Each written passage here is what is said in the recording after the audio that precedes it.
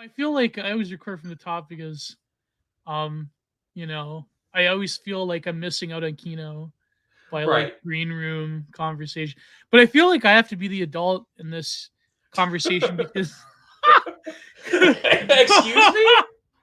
well, no, because like both of our podcasts, we're sort of like the wild man. You know what I mean? Like we're I sort have of no like, idea what you're talking about. I am just a sensitive young man. oh my god. Oh well, let's. You know what? I always ruin introductions by I think when I was like recording the Micah Paul one, we got to it like 50 minutes in, but let's do introductions now. But we kind of are crazy. Like on oh we'll get okay. I'm doing a very special content minded with a very special guest. Um, by special I mean he's just as much of a freak as I am when it comes to this stuff. But Gabe Underground, Hello, good uh, sir.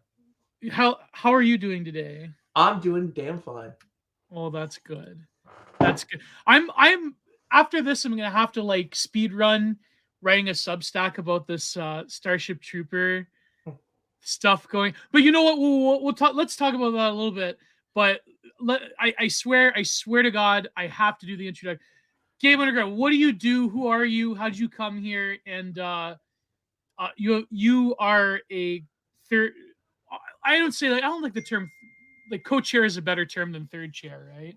Yeah, Um, third chair is like the any connotations. yeah, it's the hotel chair. But you are a co-chair on, I believe it's the Tukey's Mag, Toki's Mag Sidebar podcast. the This Sidebar podcast, yeah. podcast. Yeah. Yeah, so I am a member of the Sidebar podcast. My name is Gabriel K. Sinclair. I am myself also a Substack author. I haven't published a lot of things in a while, but I'm planning to. You know, genius takes time. But we review dissident art, dissident e-write literature. We try our best to, give some life and some actual sincere criticism, some actual feeling of an actual art scene rather than a purely Yeah. just e-politics brain. You know what I mean? Yeah. Like and you go like in each episode you like really hammer home to like your different interpretations. Like you really go into it. Like some of them are like 3 hours long. Kind of like Yeah. DA. Um Well, David always, bless his heart, he's the editor. He's always has a serious hat on. He's a very much he does a lot of work behind the scenes to actually edit the thing and cut it down to more manageable times. yeah. Yeah. I think it was uh I think it was Capitalissimo that said you wanted to rant. Okay, I was listening to the incel episode by our good friend Eric's Han, on. Eric's Han, yeah. And I remember this one point where you're trying to go into interpretation of it, and I think it was Capitalist who said, "Okay, Gabe, we're gonna do this thing where you say something that we totally disagree with," and then it's Yeah. Yeah. Yeah, that there's was always hilarious. say the line, Gabe, and I'm like, listen, I'm giving a very sincere like critique of incel. I was very, very passionate about incel. It was a very good book. I really liked that book. What was the contrarian take you had though about it? I forget the exact. It was like he's sort of like the archetype of the sensitive young man or something, or Well, yeah, he had like some Hegelian take or something like that. I it forget. wasn't even Hegelian necessarily. It was I view the protagonist of incel as almost a Job-like figure. You know, Oh, that's right, a Job like figure. Yeah, yeah, yeah.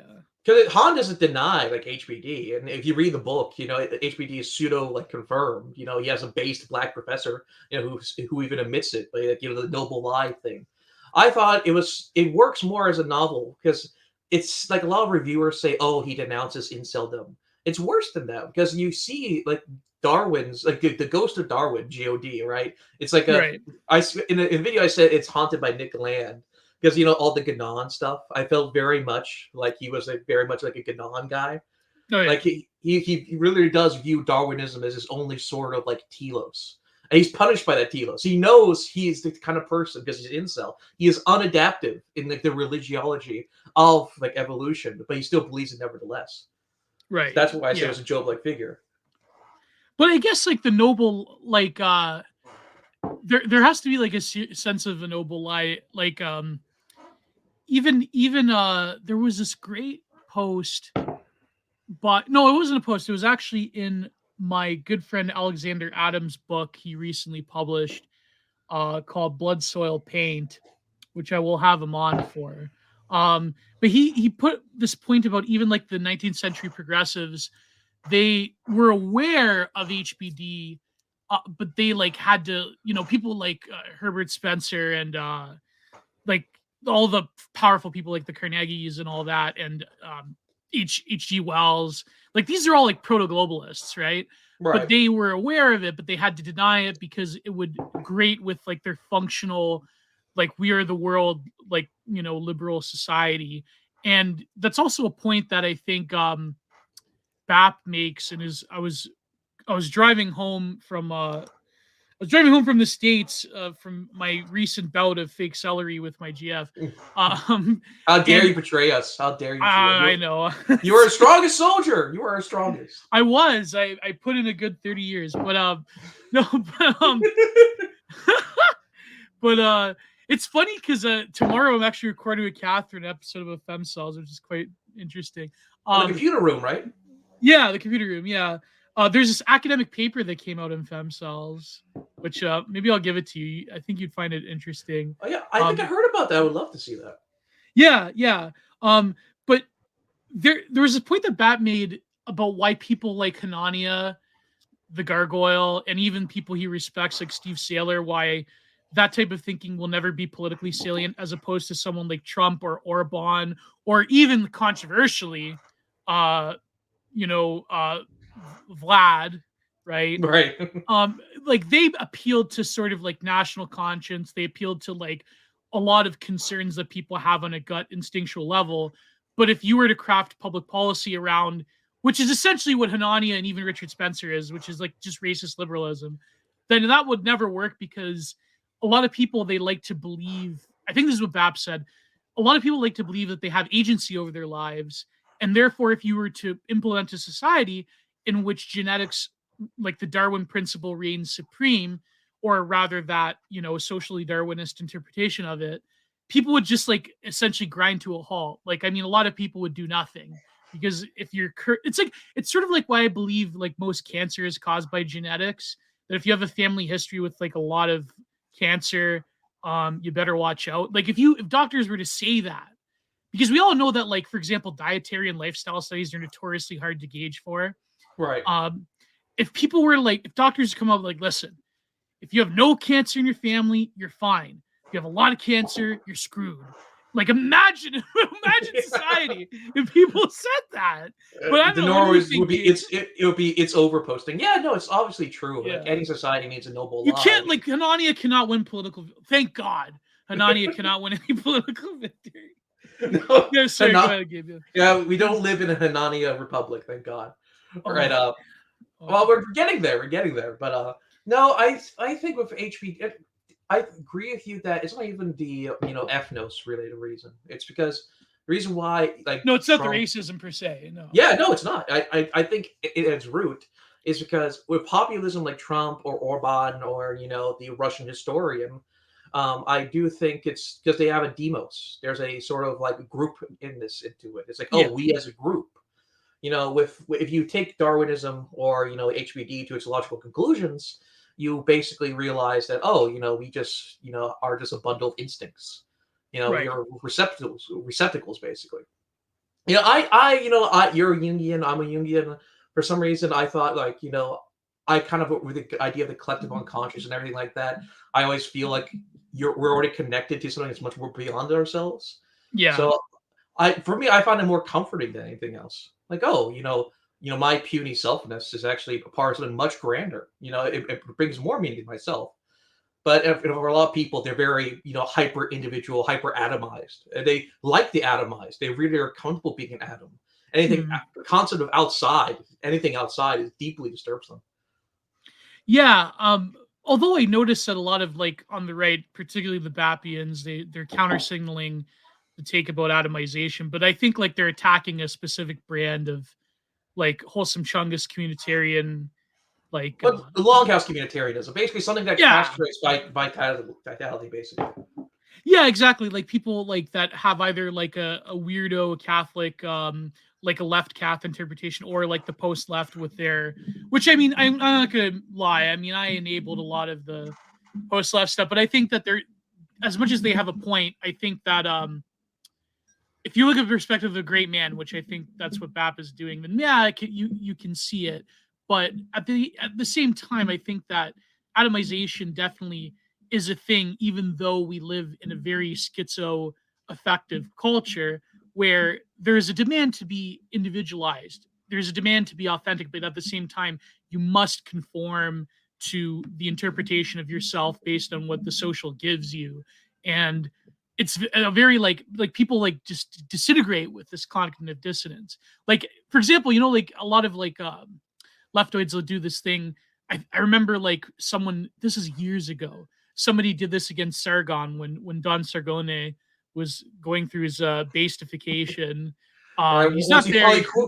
Once you finally quit the Applebee's. Once you quit the Applebee's. Exactly, yeah, the Loki and the Applebee's. Someone said like, why do you gotta be like I think it was like some kind of like centrist lib, like like what's that guy, Sitch or whatever. Adam Sitch, yes. Yeah, like those guys. Like, why do you gotta be proud of what your ancestors did? Like, you didn't do that. Like, it's kind of like Obama, you didn't build that. And it's like, why, you should, in other words, like you can only derive worth from individual accomplishments, which no society in human history, by the way, has ever viewed it that way.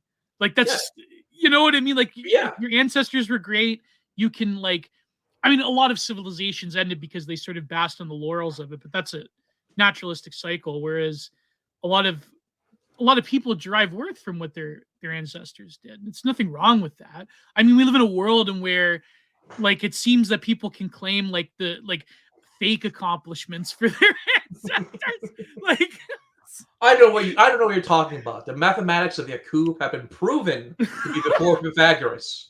All right. A black woman got the set. A black woman launched us into space. You can disagree, but do you want to lose your job over a black woman got us to the moon? Was that Helen Newton tweet? I can't remember who. Yeah, it was Helen Newton. It was, of course. Yeah. Do you want to get fired over that? A black woman got us to the moon. No. Apparently, there was actually a black woman who was a number cruncher, but like she was like the rare like female autist type, Well, you remember the story of that one female? She looked white from the picture, but with a stack of papers, and she's like, "Oh, yeah." And you know how she got that job? Apparently, the Transformers on Twitter, they were saying that she was Transformer coded. Yeah. No, you're just like the rat femmes are right about you people. Like you're just destroying accomplishments that women have. Well, the woke more correctly than the mainstream. Yeah. Mathematics is spiritually male. Oh my god. Yeah, true. No, I shouldn't say that because my GF is actually really good at math. I'm a math illiterate, but yeah, I understand what you mean. Like there's something, I don't know, something that pulls towards the soul of man that has to be like, number and order and logic. But I don't know. But about Richard Benania, just go ahead, Gabe. No, I was going to say, like, mathematics started as very vibey. With Pythagoras, it was very. It wasn't stem cell minded. It was much more like spiritual. Well, same in India as well. True, like concept of zero. Like Nick Land in his not in his Gnostism stuff, but I think it was in his urban future stuff. He talks about the concept of zero. It's a very, very interesting stuff about how like when the West created the more accurate calendar, like that alone equaled like Christian basically domination of universalism, right? Because the idea of you rigidify time itself, because Nick Land's big thing is time and all of his work, So the idea of zero is actually, when you think about it from first principles, the idea of zero is actually very hard to get your mind around. And when you look at the civilizations, like the positive nihilism of Buddhism and so forth, and this idea of like infinite loops of recycling and Kama Sutra and all that, and the Indian stuff, like the only people who can comprehend zero, like there's no vitality to zero. The Romans and the Greeks, you can't imagine, what what's it called? You think Odysseus knows what zero is? Can he comprehend? No, he couldn't. Ajax, no, like that's not part of the Western spirit. Like the Faust doesn't like zero. It's always expansion from zero. Yeah, I think in a sense that is correct, because I think that um when you could sort of see like that teleology that you find directly in the Old Testament of the Alpha and Omega, and a sort of Christ being like a zero omega point in history, which I believe is also a book by a Catholic, like some, not a Catholic, but maybe another form of apologetics. Um, there's a direct sort of like fissure within history that zero produces. But to Nick Land, it's like, the time recursion thing. To go back to zero would be in a way like an apocalyptic event, which I Right. think, which I think him is like, you know, I mean, a lot of people have a problem with the axial age thesis, but like, say these axial age figures, which I mean, New Agers always tried to fudge together, like between Christ and Buddha. Like, say that was an omega point, that was a zero uh, resetting of that recursive loop, and that to him, in the future, the horrorist AI would be like that kind of, humanity would essentially have to be overcome again, which Right. is Well, that's his idea of so the spiral, right? The timeline is yeah. a spiral. It's a very ever tightening spiral. Yeah, exactly, and it tightens towards so in a way, though, it's almost like Land is saying that, Spangler and other, like, cyclical time, theorists are correct. It's just that instead of, like, going around a loop, that loop is ever tightening towards, like, this point of, Yeah, infinite and the humanity loop, blown the yeah. yeah, and the loop sheds its edges over time. It gets grinded down over time. Yeah, exactly. Because when you really think of it, if you had a cyclical history, but each iteration is a slow degradation into something else, um, for example, like, I mean, the average like creativity and spirit of someone in ancient Greece or in the Indus Valley during the Scythian or Aryan invasions, like the level of creativity and insight and depth of like an average person, as opposed to like, say, nowadays, and like, barring various reasons, be it technology or the ease of access to resources or so forth, like it seems that iterative process of going around in a cycle, it's like things get progressively worse instead of progressively better. It's like the opposite of like the liberal Whiggish telos Yeah, there's of no like, legal yeah. positivism. There's no arc of history. Well, it's like people were freaking out recently because some professor, or not professor, some Washington Post person published a James Burnham quote about the liberal world order. And you have like these people that are so hook, line, and sinker over it, like No Opinion, Noah Smith. He's like, they're dangerously reactionary. And, and when you think of it, it's like, no, actually, um, there's a lot of genetic, cultural, political, historical factors as to why, and I think this goes to the point we were discussing, which is that if you were to like have a society based on HBD, it wouldn't work, because people would be like sort of spiritually defeated, because there's a lot of reasons why certain people proliferate, which probably, I know this sounds terrible, by the way, that certain people probably shouldn't be. Like, but Well, when you listen, look at, we have like very few like filters. I mean, no, actually, I should say that we're approaching a lot of different filters, civilization. But yeah, what were we gonna say? but no, like, listen, I have a Chudjek avatar. Of course, I believe billions must die. Oh my god, yeah. No, but I think like there is like the overcoming of I'll say the temporary overcoming of scarcity is it when you look at things as terrible it is to look at, it does go towards like, okay, a lot of people, but yeah, we do have sort of great filters that we've created. See, nature always, like, none always finds a compensation mechanism, because if there's not like base material scarcity, there's other softer forms of filters and scarcity. Like, I mean, you could say the incel and femcel thing is like one of them. Oh, Like absolutely. that's yeah. And if things, it applies pressure slowly. Like Ganon always has his debts paid, basically. Like the idea of social mobility. The only Yeah. healthy social mobility for Ganon is downward social mobility. Yeah. We always have to compete for the top. I think I think it's called Monkey Trap. I think that was his essay on Land that talked about this. That Oh civilization, yeah, the monkey trap. Yeah. yeah, civilization only works when you put a knife to its throat.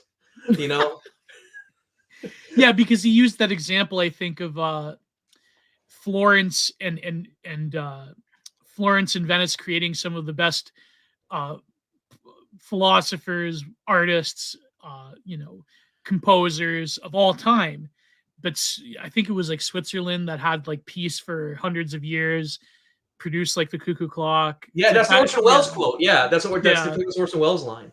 yeah. And there's a truth to that. There's a deep truth to that. And You know what? Yeah, go ahead. Yeah. no, pop off. I was gonna say like the only good thing I remember reading from Hitchens. I shouldn't say that Hitchens actually, when he was a columnist, he was actually pretty good. Christopher Hitchens, not Peter Hitchens. He wrote this article back in like I believe like all the way back in like 1999 or 2000 about the boomers, and he used that exact analogy of like why the boomers will produce nothing of greatness. But I think like I think like that the children of the boomers, like us millennials, probably I don't know. That's yet to be seen. But he used that exact same argument that's why like a lot of and you see that with like boomer meme culture, like why they have there's a lot of like sort of placid simplicity to things. It's like they they kind of are like children in some ways. Yeah, because when you look at the concept of boomer truth regime, like Yeah, when you actually really take it to logical conclusions, you actually had to have sympathy for the boomers because they were basically completely ideologically just mind wiped for like their yeah. entire lives. Like I would actually love you could actually write something very similar to Marty Phillips' Millennium about the boomers. I think it would be generally interesting Oh because yeah, their first 4 decades of life were completely built on lies. Their whole understanding of history, like it's yeah. true. It's Yeah, true. Yeah, yeah. it's like old NRX stuff when you realize you've been like living in like the cathedral, everything is a lie. Like when early red pill days of realizing your life is a genuine lie. I mean, it was easy for us. I mean, our lives were millennials and Zoomers.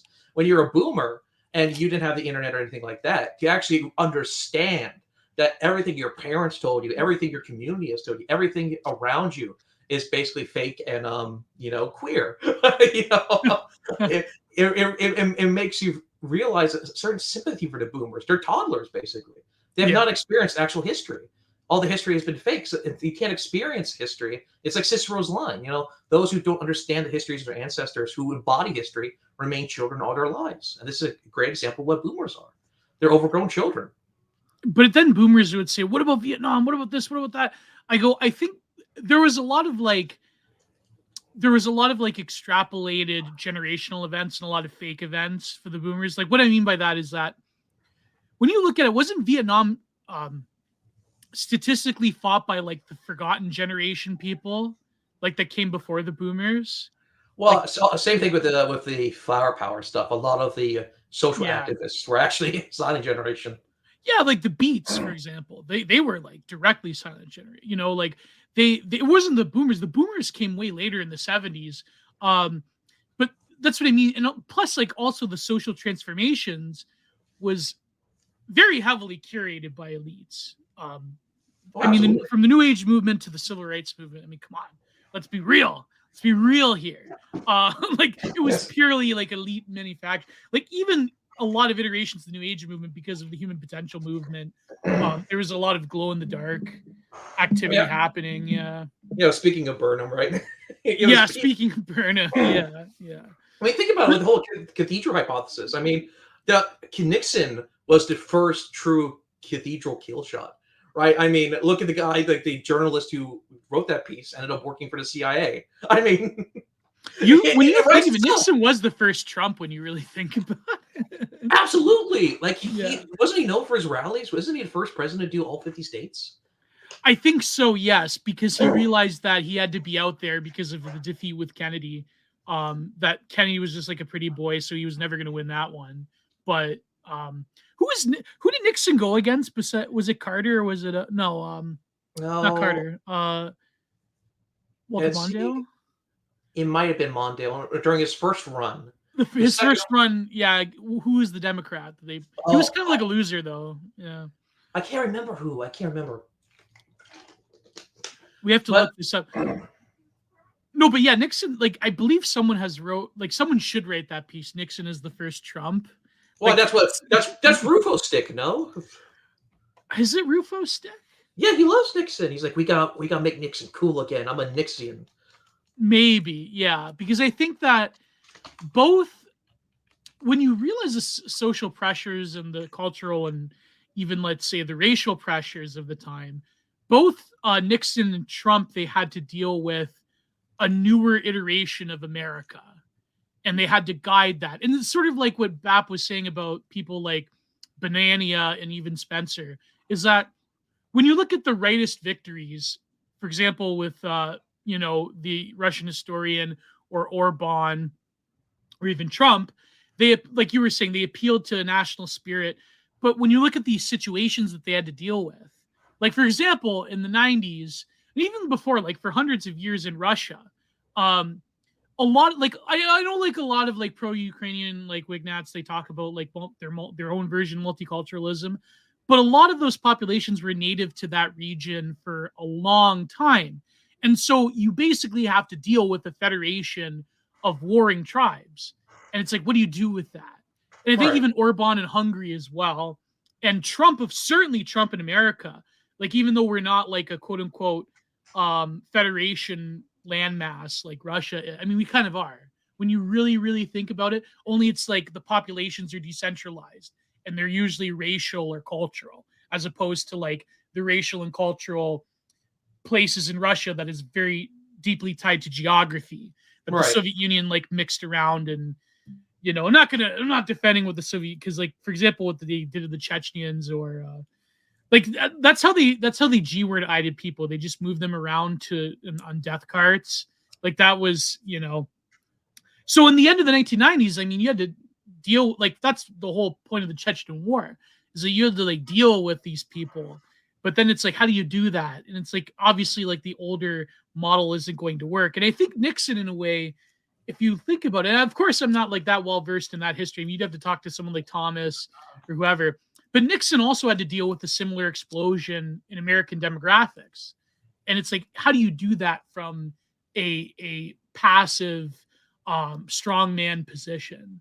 It's like, it's, you know what I mean? Like, Well, anyways, he was yeah, out of his go on field. here. Yeah, He was looking at it from a normative perspective. Like it's yeah, very interesting that he was our first Quaker president. You know what I mean? It's a yeah, tribal yeah, identity. yeah. Basically, like he's not a Cossack exactly, but it's definitely out of the Puritan mainstream of the cladistics of political thought here. So I think he had a very normative view, hardworking. Like you see his drawings. He's like he was a shape rotator. Have you seen the schizo drawings he did? Oh my god, I think I've seen a few of them. Let me look this up. Nixon drawings. But Like did you hexagrams. look up? Did you Oh look yeah, up I did. who is? Yeah, Yeah, 1968, Nixon and Hubert Humphrey, and also George Wallace. he went against George Wallace too. Yes, well, George Wallace only got the South base. No, man, not even Florida. Florida also went Nixon. Wow, that's crazy. Oh Well, my god, this, someone said that Nixon drawings are worthy of Goya. They kind of are Goya-esque. That's, it's man, so that's beautiful compared to like the caricatures, like this, like all Reagan knows how to draw as a cowboy, basically. And Eisenhower he was like Norwood coping because he drew himself with hair. oh my god. It was on Twitter. It was glorious. It was glorious. I love it so much that Nixon was our most high IQ, most shape rotator ever president. Oh, I mean, no doubt. I mean, when you look at how he explains foreign policy, I mean, the Soviet Union, it's incredible. Like nobody, like I know, like that was a simplistic take people had about Vlad, that like, oh, like a lot of these like normie con grifters, they're like, oh, look how smart he is compared to compared to Sleepy Joe, which I mean, I understand that's not really content, but there is something to be said about Nixon having an unprecedentedly high IQ. I mean, all American presidents were brilliant up until that point. I mean, you Well, had presidents that were Eisenhower. inventors and artists, but then like something about the president just. Yeah, what were you saying? Well, I mean, everything post FDR. I mean, was Yeah, Truman an intellectual? Was Eisenhower? I mean, he was a managerial bureaucrat. Eisenhower, for God's sake, yeah. Yeah, he won the war, but like I mean, he was president of calm rather than transformation. So, but then again, like Nixon, he was dealing with a lot of different things at once, and I feel like any other Republican probably wouldn't have lasted. Like, can you imagine if Reagan ran in the 70s? Oh Like, God. it would be a disaster. Like, when you really think about it, it would have Yeah, destroyed the Republican Party. You yeah, know, because like he'd actually have brain cells at the time. he He would be young enough. Like, would be, you would be young enough, but like the insight that Nixon had into the situation, I think, like, I shouldn't say that's kind of being unfair to Reagan. Maybe, I don't know. well, no, because let's be honest, the managerialism around him, the think tanks, like you realize it took like decades for the managerial system of post World War, like to actually. Because think about it, we didn't get Fox News. The media was totally leftist dominated. Yeah, So everyone's speaking to his ear, except for based Kissinger, or basically just managerialists. that's right. That is correct. Yeah, yeah, and I think that like the fact that like Nixon and Kissinger were willing to like go over the line, even over the heads of like a lot of bureaucrats, like that really did demonstrate the insight that they had. However, you think about Kissinger or Nixon, but with Reagan, like I mean, he just let too many things slip by that I think. I mean, even like modern Republicans probably don't even comprehend the like they can't because Reagan's a religious figure, but they can't comprehend like the fact that like he let immigration and Roe versus Wade and like all these other things on a cultural front slip by because his whole thing was going after like by that time a largely defeated Soviet Union that was going to collapse anyways. Well, Um, to be honest with you, I just think Reagan, in a lot of ways, was the OG Biden. He was sleepy Reagan. He was restful. No, he was resting Reagan. That's what he was. He was resting. resting Reagan, yeah, Yeah, yeah, because if you look at his presidency, 90% of like his policy is some guy would put a piece of paper in front of him and say, "Sign this, Mr. President." Then go say the line, Reagan, and tear down that wall, say some cool lines. That's his entire presidency. yeah, yeah.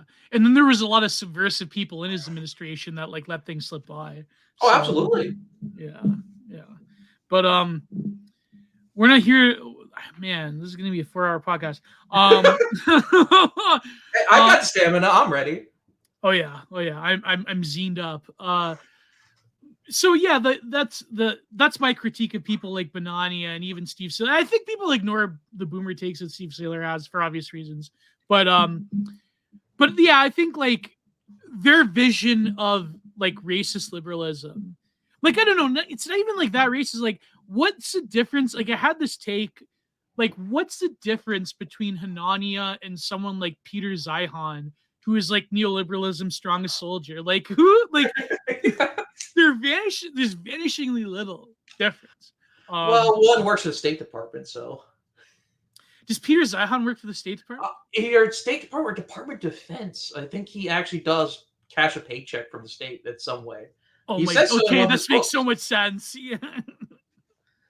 Like his random Elon Musk's Twitter rant, like he just calls him like He calls him like an Austrian painter in a Putin shell. Yeah, it was full blue anon. It was full blue anon. yeah. Well, it's funny because I mean, you have like literal communists like running the CIA, like Brennan. Yeah, Yeah. like I mean, he was like insane, and it's like this is, oh my god, like it's like kind of like the Fannie Willis thing recently. It's like, did you watch the Fannie Willis thing? No. Lord help me. She's the persecutor, the like sassy girl boss black woman. Oh yes, Yeah. yes. With the dress backwards. Yeah, yeah. Oh, I love that so much. It was so. I loved it. Yeah, yeah. I had this like the sexlectics take about like that like black women can identify with her more because she had an affair with like a very tall, handsome, buff black guy, as opposed to like what usually like highly like more educated black women go for, which is white men. Yeah. The whole like that's the Basil. Shout out to my friend Basil, the sexlectics thing, because like usually they go after like all of them. Doesn't matter if they come from Asia, if they come from Africa, if they come from Latin America. If you see university educated woman, you know, they're always going for white men. It's a given, right? And so you have the world, or rather the managerial parts on the lower rungs in America, run by, this is what Basil said in this podcast, run by minority women, black women, and gay men. And what are they all? Violeninism. Yeah, and what are the bio-Leninists managers? What are they all obsessed with? With Even though it's men. evil, the BWC, exactly. Yeah. Like, so Yeah. this is and those are material conditions, because like the material conditions that desire, and this is a Deleuzian point, desire translates into a form of like libidinal economy and libidinal politics, even though it's the object of supreme evil and oppression. What is the, like, why do they always love white men? Like, even dorky white men. Like, a black woman will tolerate like a 3 out of 10. They could have like a 7 or 8 or 9 out of 10 black man, but they will go for a 5 out of 10 white. Like, it's incredible. Well, Asians get mind broken by this, because like they're maybe I'll paywall this portion. Yeah. Well, I'm with a woman of color. My girlfriend's a woman of color. Well, like according to E. Michael Jones, right? Yeah, she's Irish. Yes. I keep making that stupid joke. She gets mad at me. She's like, "Jim, I'm gonna get the ick if you keep saying that." But no, it's but it's true. The sexlectics of it is crazy. But also, like, I noticed that the Yas Queen slang stuff, like, it's crazy, because anyone that is like looking at it from an objective take, they're like, wow. It's not the fact. Okay, it's not the fact that she's black, but well, okay, let's bar that for a second. It's not that she's black, but it's like the stuff that she's saying is objectively stupid and like very arrogant in her stupidity.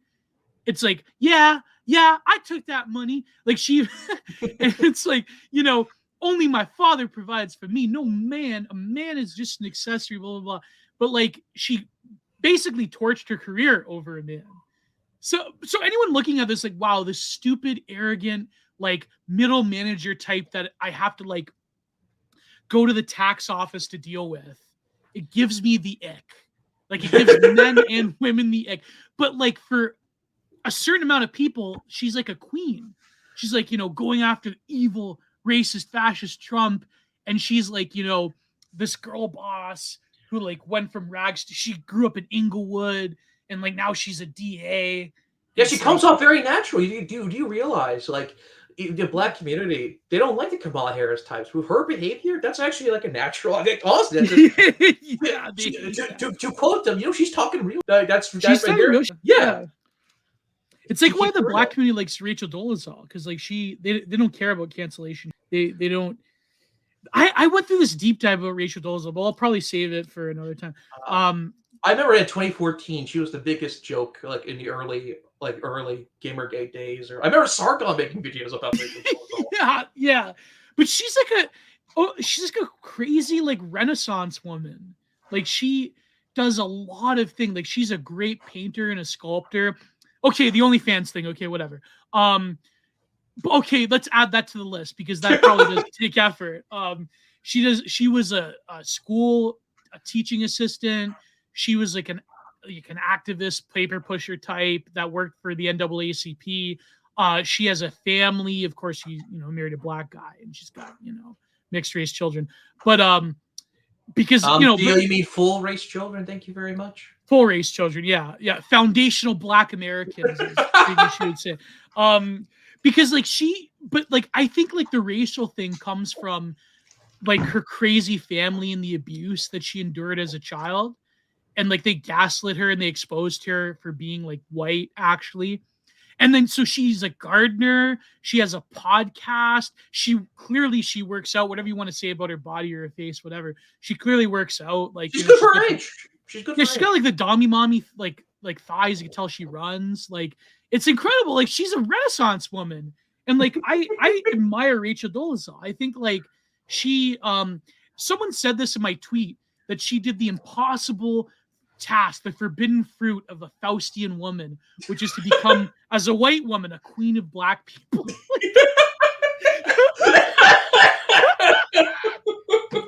Oh my god, it's so true. I hate it. Love her. On her Facebook, they love her. Black women, they Facebook and her podcast where she like reads stories about like other like people that are of mixed race that don't like have a, you know, a clear like foundation who they are, which is really she passed the test. It's like the black version of the test. If you commit enough to cultural appropriation, you're invited to the cookout. I was gonna say she got invited to the cookout. She's the queen of the cookout. Oh my god, that was like, remember Hillary Clinton had the quip about I got hot sauce in my purse. It's like, even black women were like, fuck you, you just lost our vote. We're gonna vote. We wanted Obama. We want a white version of Obama. But we got Hillary Clinton. Oh, did you black guy was gonna Biden with the fried chicken eating with the kids? It was hilarious. You see that? You ain't black. You know, the little black kids would go and rub my legs. My BWC. Oh my god, that was. And like black people had to hold their nose and vote for him. That was like, you know, I think Trump will like woo more black people this time because of those sneakers that people were making. Those sneakers are actually pretty good. Like there was always a subset of black people who liked Trump. Oh yeah, right? Definitely, yeah, 100%. Yeah, there's rappers who like Trump. Yeah, I don't want to. Yeah, go ahead, Gabe. No, I was going to say I don't want to quote AA here, but you know, he always says MAGA is the true post-racial political party. When you think of it, though, if you compare Trump to Putin in a good way, he probably is. Because Trump didn't apart from the beginning where he had the Muslim ban and the Mexican thing, then he had to like pull away from the Mexican thing. Like even Hispanics who have been in America for a long time, they're like, you know what? We don't want these people coming in here anyways. You know, right? It's like that meme. The Mexican Wojaks, you know. Yeah. Once got an American flag, he's like, get out of here. We don't want your car. Yeah. And Prude is like, that's basically the Texas Republican Party. It's like so Mexicans and cowboy hats saying, fuck, we don't want you here. Oh man. But I think like it's crazy though, because Trump did become a post-racial authoritarian strongman because he had to. Because I think like as much as we, you know, talk about like immigration and the reality is that demographically America is in worse shape than even Britain or Canada. I mean, Canada is sort of like a self-inflicted wound thing, but America, I mean, if you really want to look at like heritage Americans, it's I think even below 50% now. So really? You're gonna have to, yeah. That's not if you include like Hispanics that are partially white, Irish, Italians. It's already like below 50%. Oh, so you only include Anglo stock, basically. Anglo-Germanic stock, yeah. If you even include the Irish, I think it's barely above 50%. So you're gonna have to like, and here's why I think like people like Dolezal and like even Tariq Nasheed, even though he's like insane, there's like a weird undercurrent of like black new age spirituality in America that if they like embraced sort of like the autonomy that Malcolm X wanted, like that's the best you're gonna get. You know what I mean? I mean, Lincoln Rockwell agreed with Malcolm X. But I think because like apart from cartoonishly evil fantasies that certain like anime young people post about, you're gonna have to guide a lot of people in America who, and not even just racially, but in general, there's a lot of very decimated people in like, if you're looking at it purely from an HBD perspective, even like lower class whites, like you're going to have to find a way to manage people who have been genetically, economically, and culturally devastated for a variety of different reasons. It's the Singapore model. You have to go full Lee Kuan Yew, basically. 100%. Yeah. Like, I think Trump, Putin, Lee Kuan Yew, like that's the future of the right wing in America and in Canada and elsewhere, because you, by necessity. And if any, like, this is why, like, I don't really like people like Thultime, and I'm not knocking Thultime, but like he goes too far with like the, you know, and it is cringe. It is cringe when Putin does the third worldist nonsense. But you have to realize, like, that's, you know, that's real politique. That's real politique. Yeah. He has no choice. Well, what other white people are there to join him? They're all NATO-fied. Exactly. Yeah. No, but even like with China, like I would say that like it's a shame that Russia is a part of Europe, whether you like it or not, and the fact that the Chinese are going to like use them is a shame. I'm way more skeptical of the Chinese than I am of like, you know, Russia or Iran or whatever. Because even Iran had to deal with a multi-ethnic situation. Ayatollah Khamenei had to deal with like a multicultural and multi-ideological situation. You know, so it's like you can say like, oh, that's bad. I don't like them. That's their worldism. Or if you're a left winger, it's like this like anti-colonialist nonsense, right? But at the end of the day, like a lot of those secular dictators, even people like Khomeini was reading Plato. He was like reading Sufism. You know, he was like a very learned person. He was a And vanguardist. He was he was a literally vanguardist, yeah. he was the Islamic version of Lenin, basically. Yeah, 100%. And then of course he realized the threat of the Soviet Union that was tampering in the region. So what did he do? He murdered 6,000 communists. Yeah, you talked about the Michel Foucault, like he was actually really into like Ayatollah Khamenei, right? He wrote a whole book. Yeah, he was a journalist. He did a little Oh, what's stint the in journalism. Yeah. what's the book called? I would love to read it. There is a book called Foucault and the Iranian Revolution that was written by two academics. That these academics, they of course viciously criticized Foucault. That, you know, the birth of queer theory, the godfather of queer theory, loves the Ayatollah. But if you look at the book, they actually preserve the archival news articles that Foucault wrote when he was in Iran during the revolution. Right. And I think that's a great book. And even though there's also another book that talks about the Iranian Revolution and Hegel, but it's called Foucault and the Iranian Revolution. And even these scholars, I mean, they do bring up fair criticisms, but Foucault admired Khomeini because he was finding a model of political revolution that was strictly outside of the confines of like Western Enlightenment, quote unquote, liberal revolutionary models that come from the French Revolution onwards. Right. Yeah, there was no March of History rhetoric. There wasn't any of that. No, exactly. And so therefore, Ayatollah Khamenei, he created like really the first conservative revolution in the modern world. I think Trump did the second one. I controversially stated this one time. I But, will yeah. slightly agree because Trump is anti-political, if you know what I mean. I mean, Yes, truly yes, anti-politics. Yeah, exactly. 100%. And that's the brilliance of Trump. And so I think like even like black rappers could admire him because for years, decades, they were like including him in rap lyrics because he was the symbol of like macho 80s billionaire Americana. And I think like that's why his appeal was so strong, is because there's this great piece you should read. I think it's still free, by Jacques, Jacques Q's paper on Substack. Yes. Mm-hmm. Yeah, that's run by Mika Groiper. He wrote this brilliant article on Trump, where it's like the reason Trump is because he has such an appeal is because he cut through a lot of those political issues by just being straight up about like very practical things that you can achieve, which is like anti-immigration, busting down a lot of these political monopolies. Another thing too, which I think will lead into a discussion about the Fishtank a little bit.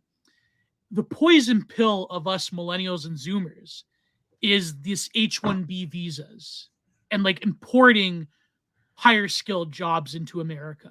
Right. Like to disrupt that, like that truly is a poison pill for a lot of white millennials and Zoomers.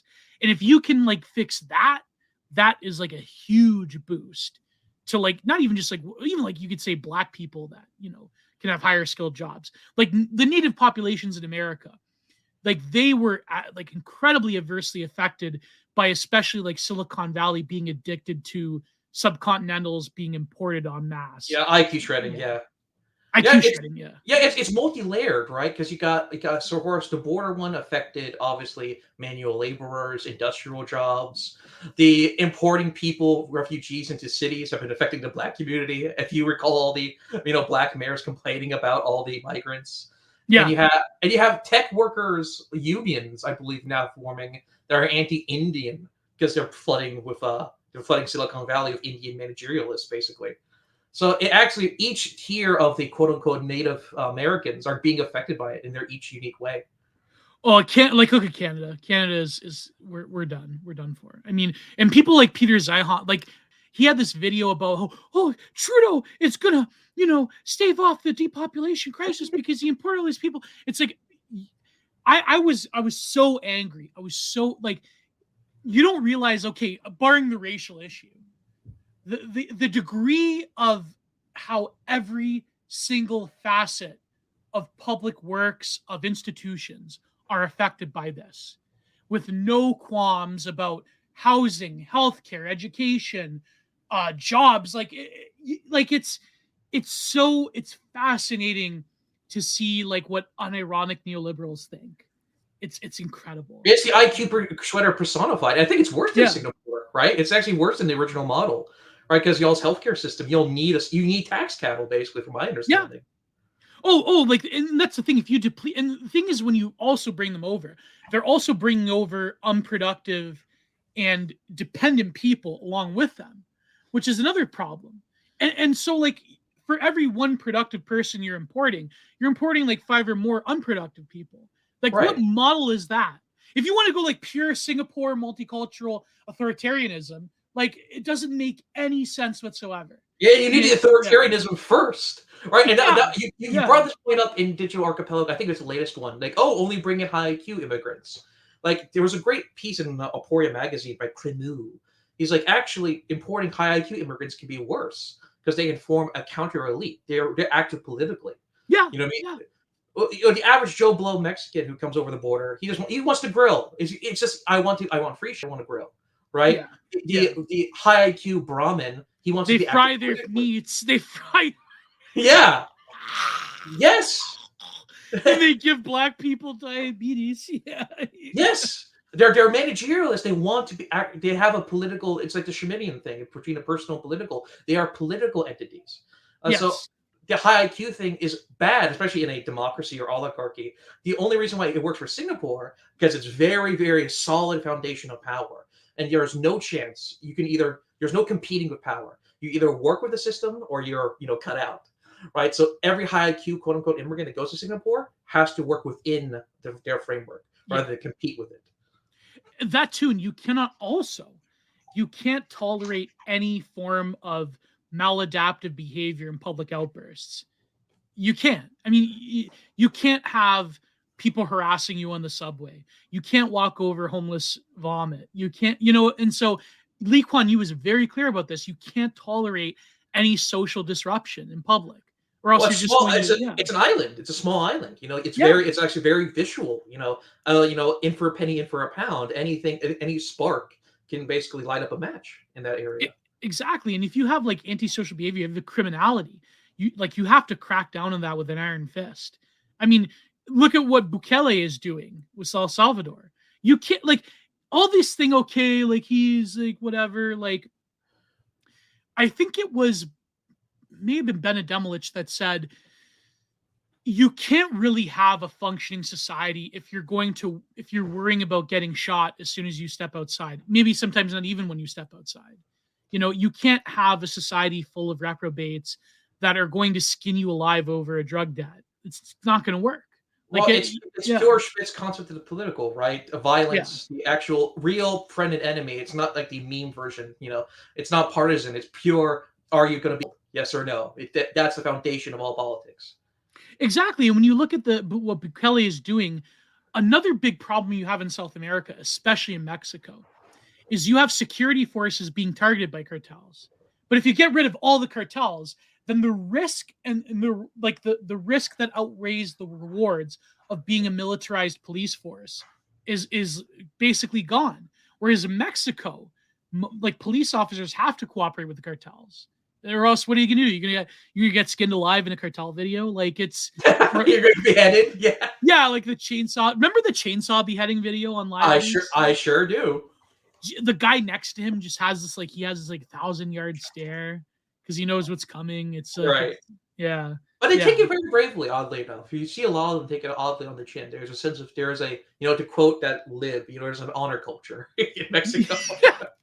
Yeah, it's like what Common Phil said back in the day about he saw this tiring video from South Africa. He's like, they just accept it. There's like this look in their eyes. It's glassy, and it's like it's over. It's over. Which is terrible. We shouldn't make fun of that. But anyways, Wow, we're almost an hour. We haven't talked about the topic. It's all ties in. You do realize you're being filtered. All of this has a Straussian relation to Fishtank. We'll tie it all together. Trust us. Oh, 100%, especially the social relations of it. But anyways, we also didn't cover the full introduction. So you were a writer yourself, Gabe? Do you write, or what do you do? Yeah, I am a amateur essayist. I'm a big Wallace fan. He inspired a lot of my essays. Um, I am just a normal, sensitive young man. Got red pilled by Nietzsche at the age of 14. Oh boy. Many such cases. Exactly. Yeah. Yeah. Yeah.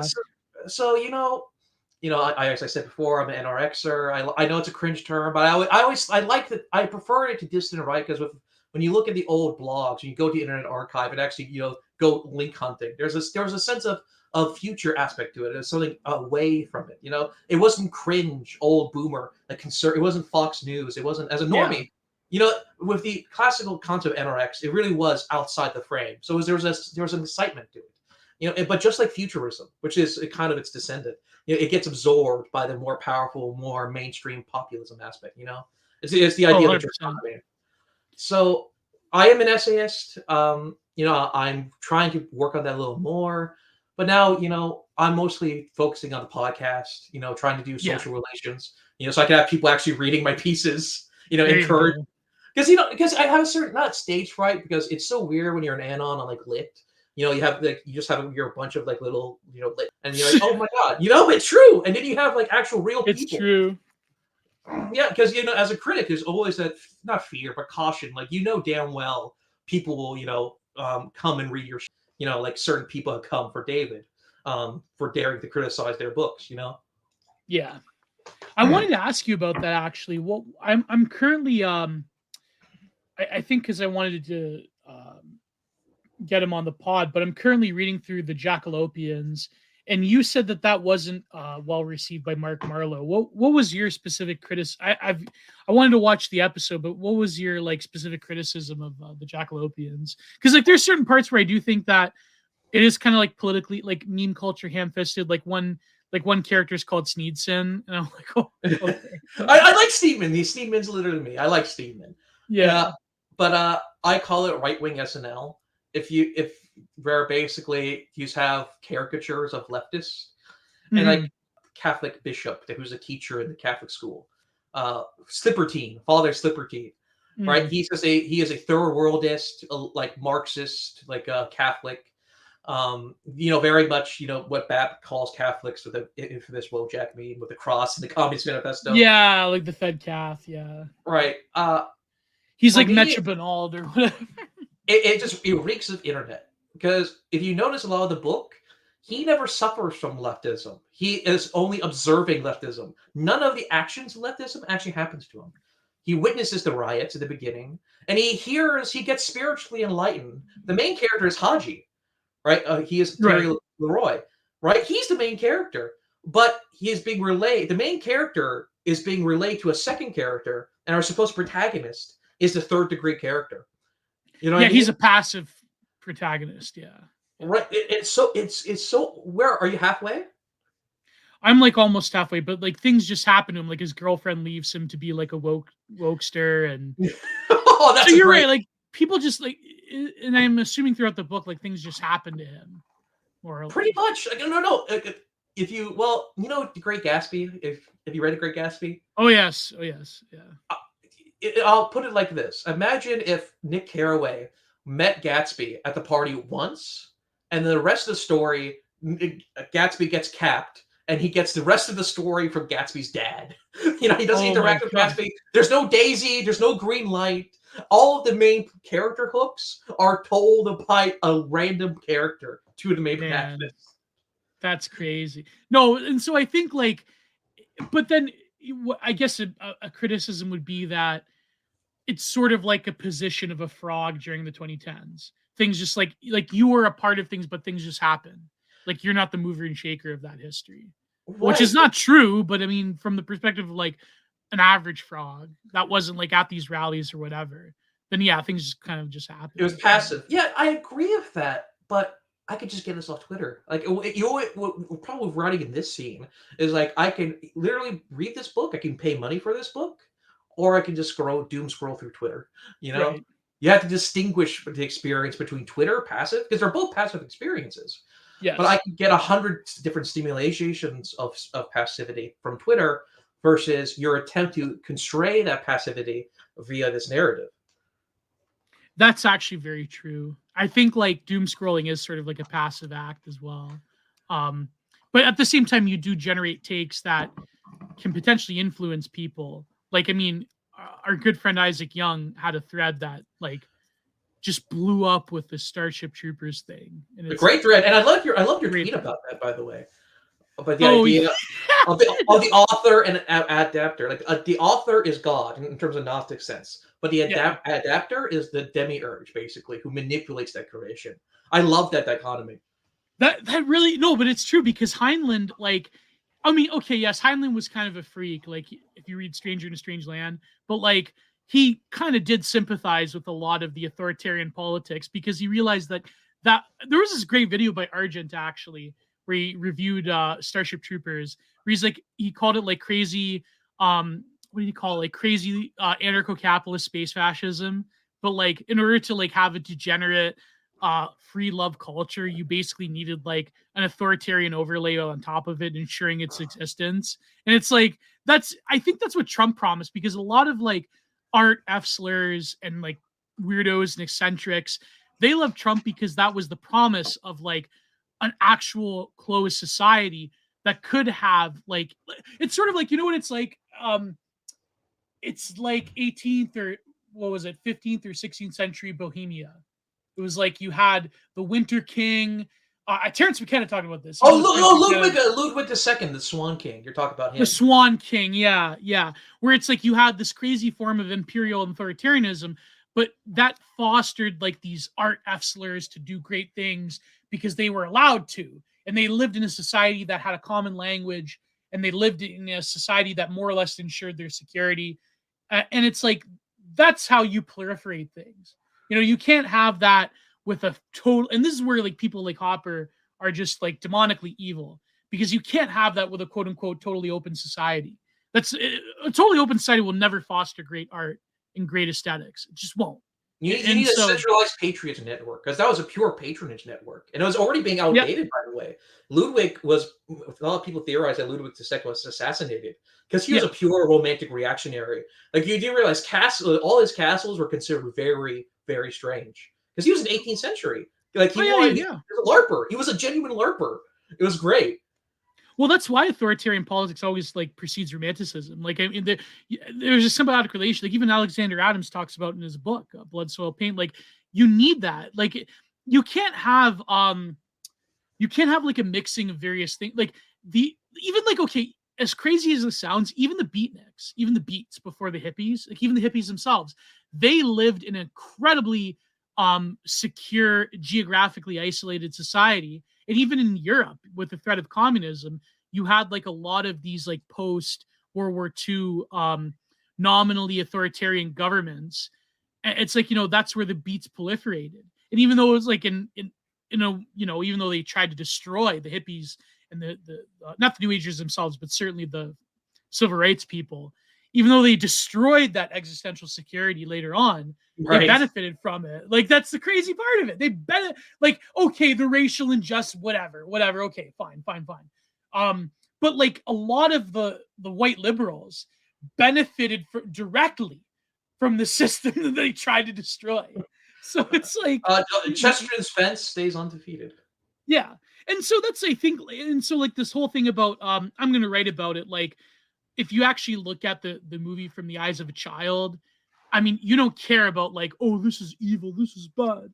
It's like, no, Casper Van Dien is a good Chad, and I want to like have relations with Denise Richards. Like that's what they Yeah, when you're a kid and you watch Starship Troopers. you fast forward to the shower scene, basically. Yeah, you watch in like a movie channel, like on Peachtree TV or whatever back in the day, and it's like, you know, oh, I want to kill bugs too. It's like, you know, Right. um, And it's just authoritarian liberalism. Like Morgoth had a very good stream on Starship Troopers oh, recently. that's right with Endeavor, yeah, Yeah, yeah. it was a great stream because when you look at it, it's like if you look at it from an Evolian take, you know, the very controversial figure lately. Mhm. It is still very liberal. I mean, the shower scene, like men and women are interchangeable units, basically. Well, it's like Sparta. Women were like that in Sparta. A To a lot of certain yeah. to a To a certain certain degree, degree. but Yeah. there was still overwhelmingly a sense of natural gender roles to Sparta. Oh yeah, yeah. But Spartan women, like they had to deal with that type of man, so they had to naturally become more masculine. They True. had to, they had to like be like, they had to be like sort of like girl bosses in their own right. They had to deal with like a lot of chuds.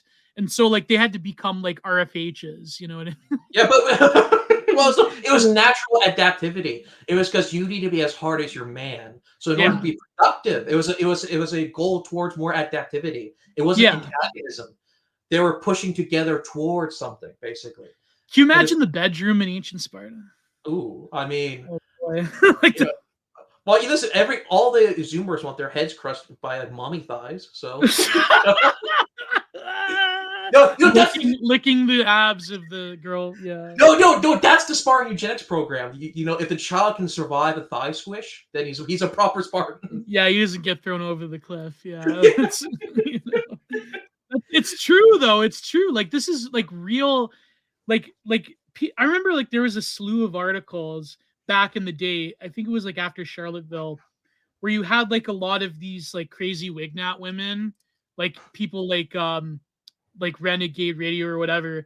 And there was like these articles by these lib like, women's studies academics about like why are these women like, consigning themselves like why are they consigning themselves to right-wing movements blah blah blah. But it's like the shield maiden thing really is kind of like it's a real phenomenon. It's a real like there is a point where if you look at a lot of like even like right-wing e-girls, a lot of them do kind of come off as more I know a controversial take. A lot of them do come off as more masculine because they're dealing with an environment where they don't have the usual feminine social graces that they do in the greater world, I feel. And It's so pure. It's like second wave feminism, like a yeah. Camille Pagula, or a good example of this is actually Napoleon's mother. Yeah. Like, Yeah. like 'cause if you read Napoleon, he's like, she is the first woman with a body of a woman and a head of a man. Yeah. Basically, he There said she was was a tomboy. yeah, that There's was like this Mussolini's mother too. He was a mama's boy. Yes, and there's this great. I was reading his biography. There's this great point in it where in his first exile, when he was playing cards, because remember his first exile was very like luxury. Like he was, I Right. think it was in Corsica. I remember his first island. And he was playing cards with his mother apparently, and his mother's like, "Listen, it is your destiny. I did not give birth to you. Your destiny is called, and go back to France." She actively encouraged Napoleon. Like Napoleon was hesitant, but his mom actually encouraged him to go back in France and take your destiny. Oh You know, man. all his female. He hated his brothers. You remember his brothers backstabbed him a lot of the time, especially his That's dad. right. Yeah. But Yeah. his sisters were extremely supportive of him. It's completely alien because like the Longhouse narrative is like women tend to be very because again there's less children, less child death. So they're Yeah. oddly enough, the less child death there is, the more harm sensitivity there is. So women tend to be more protective rather than Yeah. less. Yeah. No, but that's crazy though because it upends the left hard narrative that you know, um, like right wing spaces are like okay, yeah, they are kind of hostile to women, but like that right wing spaces are like it's like we all just want Gilead or whatever. But it's like the reality is that like right wing women they tend to have like a girl boss character. Like for however much you people hate RFH, like she is like the right wing woman. Oh, Uh, this is a really you controversial. could have used any other example. Why would you She use was she was RFH? Gabby Goebbels. Come on, bro. Like it's like Well, are you going to defend Lauren Southern too? Are you going to say she's a trad femme boss no, now? no, Lauren. No. That's too far. But I think I have more respect for RFH than Lauren Southern. But like a lot of like the rad femmes, they had this thing where they were attracted to right wing men because of their like inherently more masculine disposition. And even though they like live to chide like all of the right and like the right wing men, there's this like weird form of inversion that happens because a lot of like authoritarian figures did have like very strong mothers and True. very strong female presences. Like the right wing version of a femme boss or like a girl boss is the matriarch. That's the healthy Yeah, version. Is the yeah, matriarch. yeah, exactly. And I think like that's why you have like a lot of right wing figures that were influenced by women, and it's like, yeah, but of course, like women that are attracted to the right wing are crazy, but like that's But anyways, Fishtank Live. I Starting wanted right off. I wanted to get someone to spurg about it because, I mean, one day I hope maybe after season 3 I could get Jet Neptune on, but like I don't know, Jet's kind of a funny figure because I feel like he's not like I think okay, an icebreaker topic would be um on my notes here I wrote old MDE fans versus quote unquote new MDE fans. And I feel Yes. like Jet Neptune does not fit the mold of like when you're like a sensitive young man watching YouTube MDE. Like I feel like I've heard rumors about him, like he tries to hide the fact that he's probably more like left of center than he lets on. But there is this growing dichotomy though. There is that meme of like the old MDE fans are like Dylan and Eric, and the new ones are like Art Hose. And so Right, exactly. The red scare crossover. As soon as you saw Dasha on the oh podcast, yeah, I over. only watched a It's clip of over. that. It's It's over. over. Yeah. But what do you think of that dichotomy though? Like new MD, because we're gonna go through the whole theory cell gambit. But like, what did you think? Like, what do you think of like? Do you think that's a real dichotomy, or is it like? Because like the contestants themselves in season 2, they like wink, wink, nod, nod. Well, we'll get into that. We'll get into that. But Yeah, like the new MD fans and the old MD fans, yeah. a great example of this. I remember one of the first times I was watching Murdoch, and there you know the episode I'm talking about where the young Murdoch has to kill someone to create a new ideology. I had to mince my words here, but of course, it was I that totally famous. missed Murdoch. I should probably go back and watch it. But like, yeah. Yes, we should do a retrospective again. That was a sincere dissident art. Real art like is like verging on cringe. Like a lot of that Yeah. thing, it's so sincere, it borders on cringe, but its quality alone saves it. Well, I watched the Sargon episode. That's a good example. That was, Yes, yeah. it's the sincere. It's so there's no politics, not like it's no drama like we are dealing with today. It's not serious. It's pure Dionysian like innocence in a lot of ways.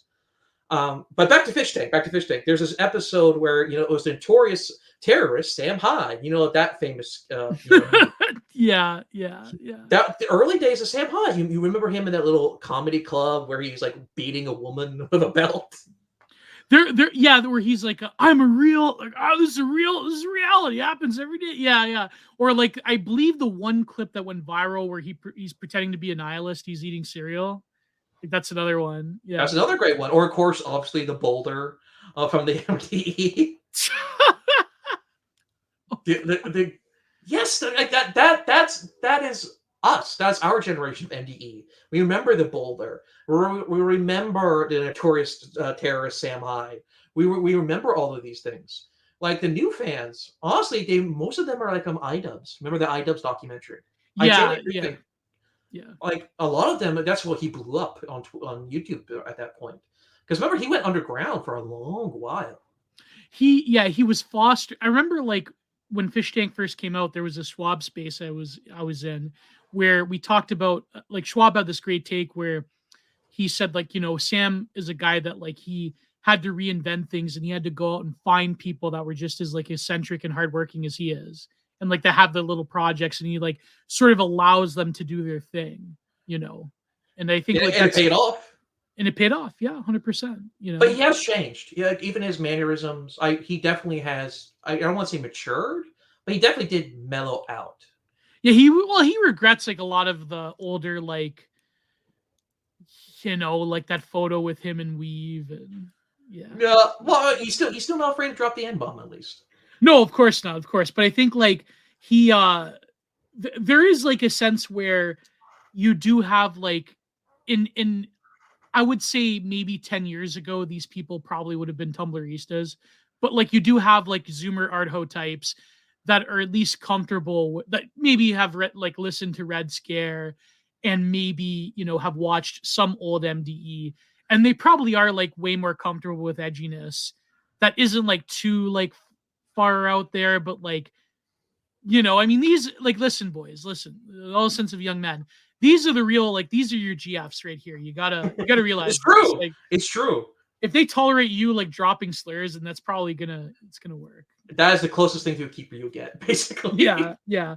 So I think like the dichotomy is kind of a false dichotomy because like I had this take where it's like, do new MD fans would they really like would they like be comfortable with it? But then I deleted the tweet because I'm like, maybe I was too harsh. But like I remember like the first video I ever watched was Ideas Man. And Ideas Man had that mix of like absurdity and surrealism, but also like social commentary. And it had like navigating the problems of like modern life. Like it did have that feel of say like Dilbert the animated series is like you're like sort of like existing in this world where you're just like a cog, but yet you're trying to like you're dealing with all these different forces that are coming about, and like this is like modern iterations of the right. And so I think like Ideas Man was a very powerful avant-garde piece of art because it really did have social commentary that just didn't beat you over the head with ideology, but also it had like the recognition of the fact that like we live in a fallen world. And there's no anxiety of influence. There is none of that. Yes, yeah, no anxiety of influence. Yeah. Which was a big thing in season 2, right? And Hyde himself. Because you remember the old joke about Gavin McInnes, he invented the hipster. And Yeah. they're all like, yeah, because like he invented the chronically online like if there was no Sam Hyde, to be honest with you, there'd probably be no Red Scare. Oh yeah. It's the truth. And like he created his own monster basically.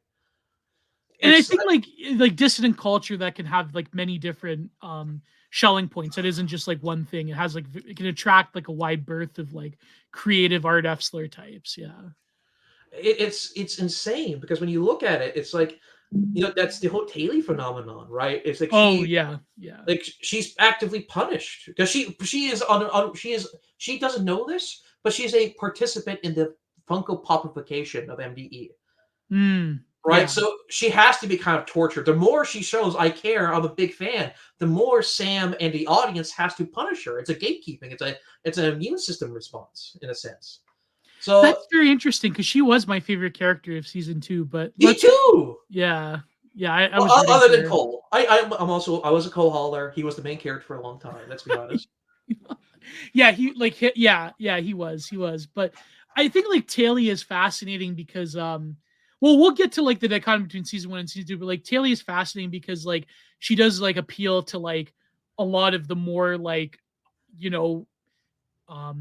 like pick me, I'm dropping M bombs type of thing, but at the same time like she does serve as in wrestling terminology, she does serve as an effective heel the way that Letty did.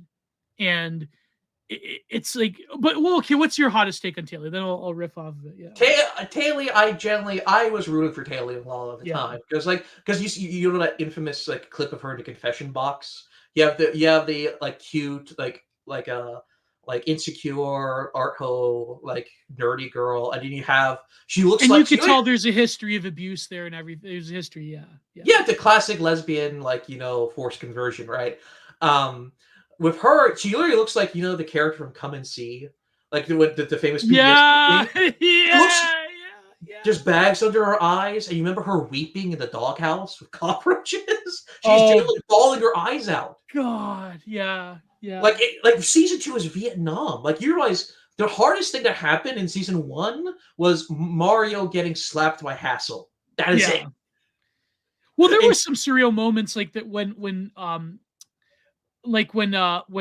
John was like throwing like a liquidated Bible on Letty. That was like surreal. That was Lynchian, That was Lynchian, but that was more Lynchian because they are genuine weirdos and like outsiders, right? Genuinely. Well, see, you had a great tweet early on saying that they're just failed normie millennial slackers. They're too socially aware and also more antagonistic. Oh, 100%. Like whereas season 1, like they were like generally autistic and they like were like I remember like there was this moment in season 1 where someone put a clip of Jet from Instagram in the house, and he was filming, I believe it was Chris. He was like cooking something, and they had like the fake Sylvia, who I believe became a production member. What's her name? The blonde haired girl. I forgot her name too. Oh wait, no, I forget it. Like there was Letty and there was Stacy, I think it was. She was like the fake Sylvia. She was like the art ho type, and I remember like her and Sylvia and Letty and so I believe it was John or someone. They were like sitting at the desk on the kitchen table, and they were sort of like hunched over, and Chris was cooking airsoft fatty, and Jet was filming. And I remember having this song like they're kids. They're like kids, and Sam and Jet are the parents. And I remember like because Sam Hyde was like towering over him. That clip of where the first day that Chris came, Airsoft Fatty, and Mhm. and Sam is like Jason Goldstriker is like, come in here, Chris, come here, and he's like, hello, and I'm like, this is like bring your fat kid to work day, but like, it's like, I had this like feeling like it's Sam is like towering over him, and I'm like, and like Chris was cooking something, and they're all like drawing on the table. And I'm like, they're just kids. They're That's kids. true, and, Yeah. and the tank reflects that because also I think the physical tank has its own aura. Compare Yeah. that like that innocence, like and also like like when they were playing gangsters, Crips versus Bloods. It was also it was Oh my. innocent. It was kids Yeah. playing. It was playing pretend basically. Yeah. Or Yeah. compare those two scenes. No, keep that image in your head, right? Chris cooking, the modern kitchen, very suburbia, high middle class suburbia. Keep that image in your head. Go to season 2 in the 1970s and them playing spinning the bottle, It right? was gritty and real, and it was Yes, yeah. and And horny, a people had horny sex tank. on the show. Yeah. Yes, never. If you were telling a season 1 fan there will be like horny tank or like sex tank, can you imagine anyone being horny in season 1? Really? Oh God, no, no. No, it doesn't thing. And you see these kids like there's difference between kids and like horny teenagers playing spin the bottle and Brian licking Jimmy's belly button. Like even when there was adult moments in season 1, like when Simmons got exposed, or when like Letty had her revenge prawn revealed, like it was still there was a conscious um dissuading of that. Like It you was can't juvenile. imagine Letty going with Vance or whoever. Right, and it was juvenile. It was a juvenile response. So you look how they reacted to it. Like Morrow's like Morrow left after the whole jeans, if I recall correctly. Yeah. Yeah. Oh, like and look at I mean even Josie winning. Like that's like I remember like the one scene that really contrasted season 1 and season 2. And you have to realize like it was crazy. Like the first few weeks of season 2 was crazy because you had people dropping like flies. You had all this drama. You had all this like craziness.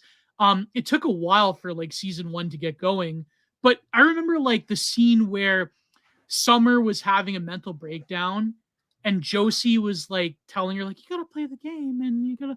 So like Josie's like still in that framework of innocence and like playing the game of Fishtank, whereas like Summer's having this like real adult or well not like well Arrested Development, but like let's say like to a Zoomer like adult moment, or like to Our a version of the real. There's a reality creeps in very uncomfortably in season 2. our version of the real, exactly. Yeah, where she's having a mental breakdown, she's having a BPD nightmare breakdown, and Josie's like trying to comfort, like you gotta play the game, and it's like it almost felt disturbing because I felt bad for Josie, because it's like there's this real moment, like the fact that Josie doesn't have like an overt, like I mean okay, apart from like freaks that like fetishize her that watch her live streams, I don't think like Josie has a sex appeal because there's an innocence to her, which I guess can be fetishized and eroticized. It's Orientalism basically. I like to call it that Yes, basically. yeah, yeah, and like she is,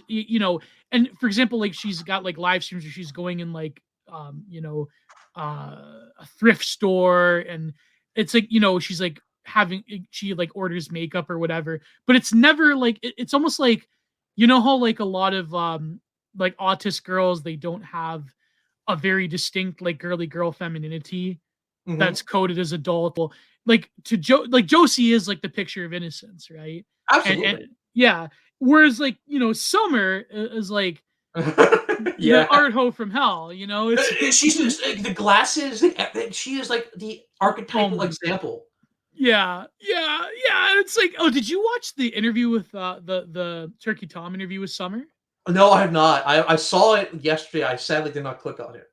Well, let's talk about the contrast between season 1 and season 2. Then we'll get to like Summer and Jimmy and drama, and You know, because the thing that fascinated me about Fishtank was always the sort of like theory cell, like the you know the meaning of space, and it really is like, and I think season two had more of this, where just by nature you have this weird state of exception. You have like people existing together who probably wouldn't exist together otherwise, in a state of bare life, to use the Agambian phrase. It's almost like it's a refugee camp in a way. Right. Like, You remove all their connective tissues, everything that connects them. They have yes. to connect to something that's completely alien.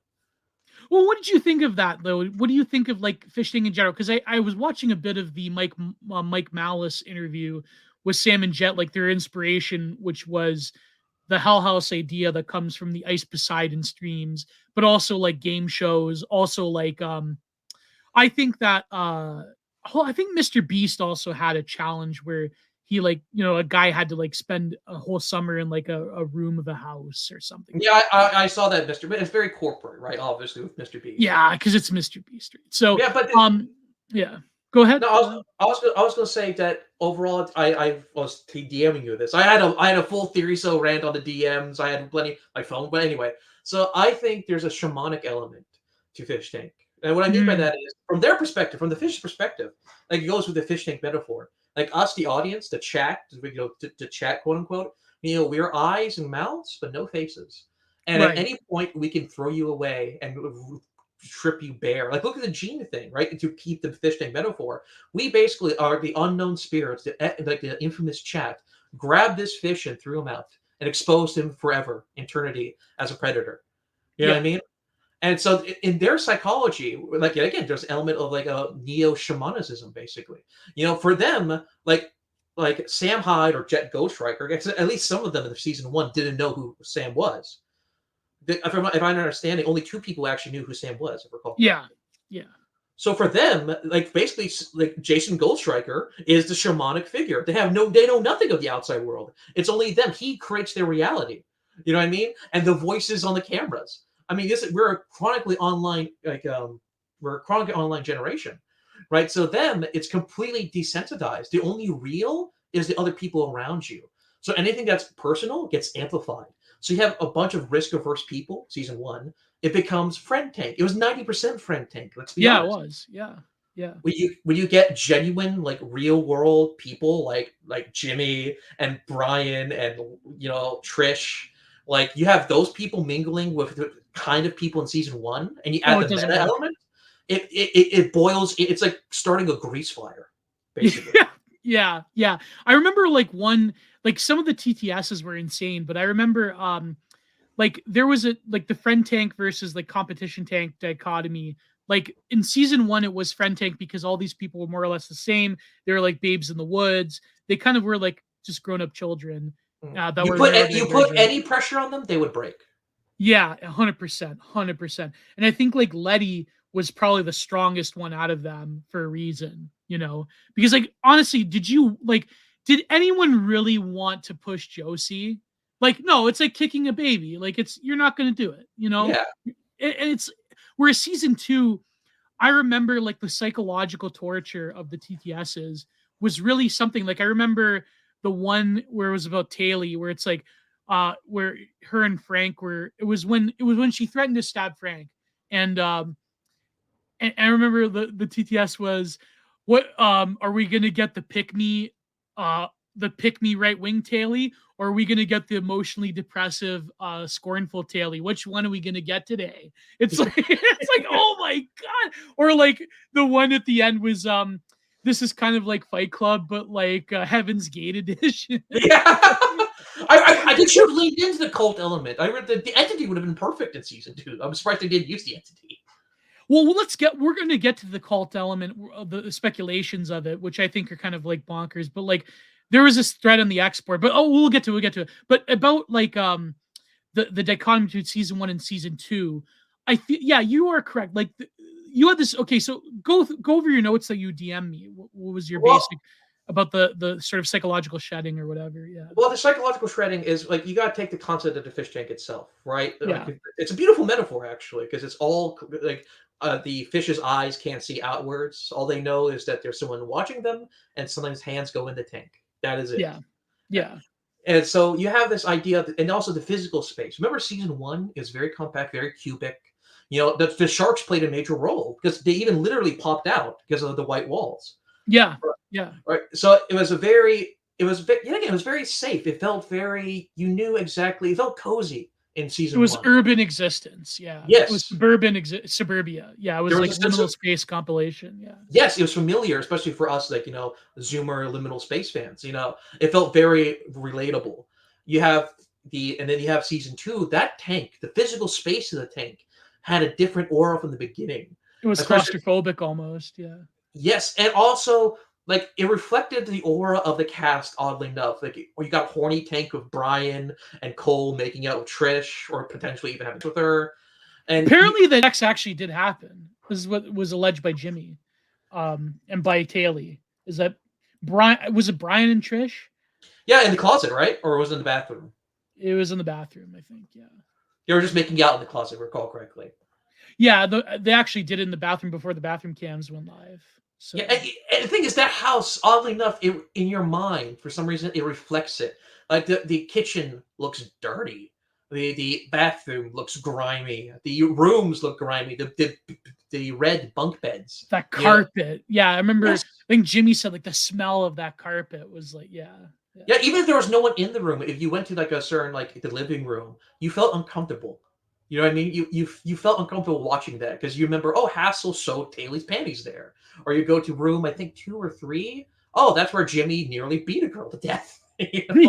Yeah. Or like I remember when Taylor was breaking down, she had to like psychologically harden herself from her previous trauma, where Hassel like takes her panties and she's like, yes, I have a very moist, and it's like I felt so bad for her. I felt so, because like Taylor, like she had like the tomboy like art ho vibe, and I think like that was immediately relatable to a like there obviously was, like, as people think like that there was like sexualization of Letty or Josie, there was a way more sexualization of the characters in Fishtank. Like Oh, there was absolutely. season 2. Like yeah.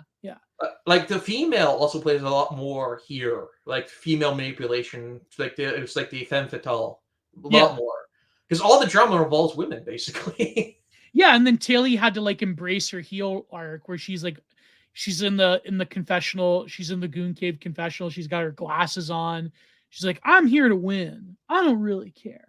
Like Yes, it's yeah, it was sad. It was she sad. had to embrace the meta. Like, again, also, speaking of the Job thing, she's also kind of a Job figure, right? Because she's actively punished for being an MDE fan, right? Yeah. She's actively punished for her beliefs, and the more reverent, she literally got points taken off during the Swamp Challenge because she was a cringe Funko Pop MDE fan. Yeah, try hard. Yeah. So And she had no choice but to embrace. And also, I viewed her as more of a sister. Like, I could not, her jawline, like, no, like. oh, But she's not a wood? it's definitely not a Wood. I see her as a sister. I generally like. Yeah, she's too skinny for me. Yeah, I would totally be friends with her. Like, you see the cute. Remember when her and Jimmy hit the nay in the kitchen? Yeah. It was, She does, like, she has that like she's my sister, I want to protect her type of vibe going on. yes, Yeah. she's a what a real femcel is, which, deeply uncomfortable. You know. Deeply, exactly. It's almost like I liked Megan a lot. Like I felt bad for her. Like I felt like I think like Sylvia, she obviously like has her own like my illusion of Megan was kind of shattered when I read her Twitter. I'm like, oh yeah, she's like, whatever. She's a But normie, like right? she's kind of a normie, but she does like the whole ironic normie thing. Like it's like you said this in your notes, but I believe I said this as well. Like the season 2, they are kind of like failed normies, and they are like pretending to be edgelords or whatever, or they do have like legitimate like real world trauma that they're trying to overcome, and it's sort of like it doesn't the psychological strain was like acute from the beginning, right? But Megan, like, she did have like the sort of awkward fat girl type of energy that like I felt bad for her. I felt bad for her. But notice a difference. Remember, she peed in the cup and she didn't do anything with it.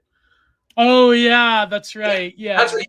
You got a true self femcel which was Taylor. She actually did her vomit, I think her piss, and threw it on Frank. Yeah.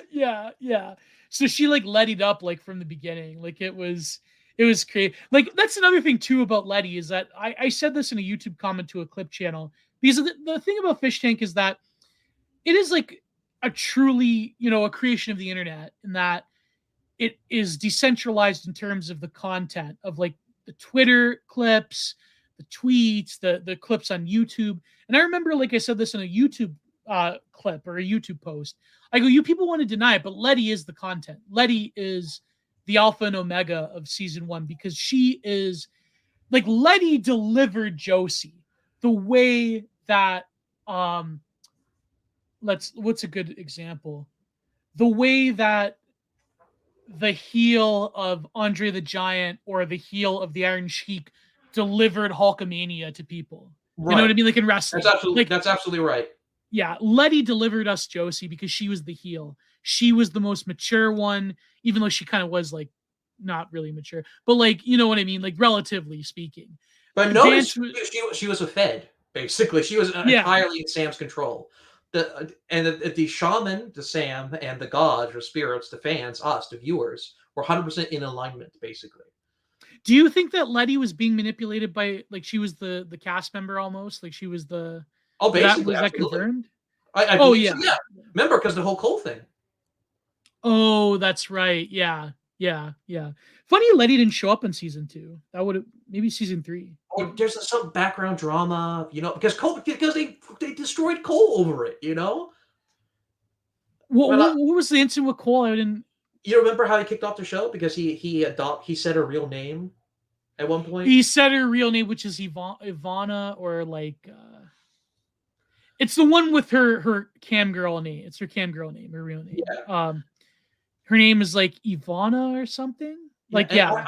I don't know because she has a very odd jawline. It's like an ant head. Have you seen her jaw? Yeah, she's got a very masculine jaw. Yeah.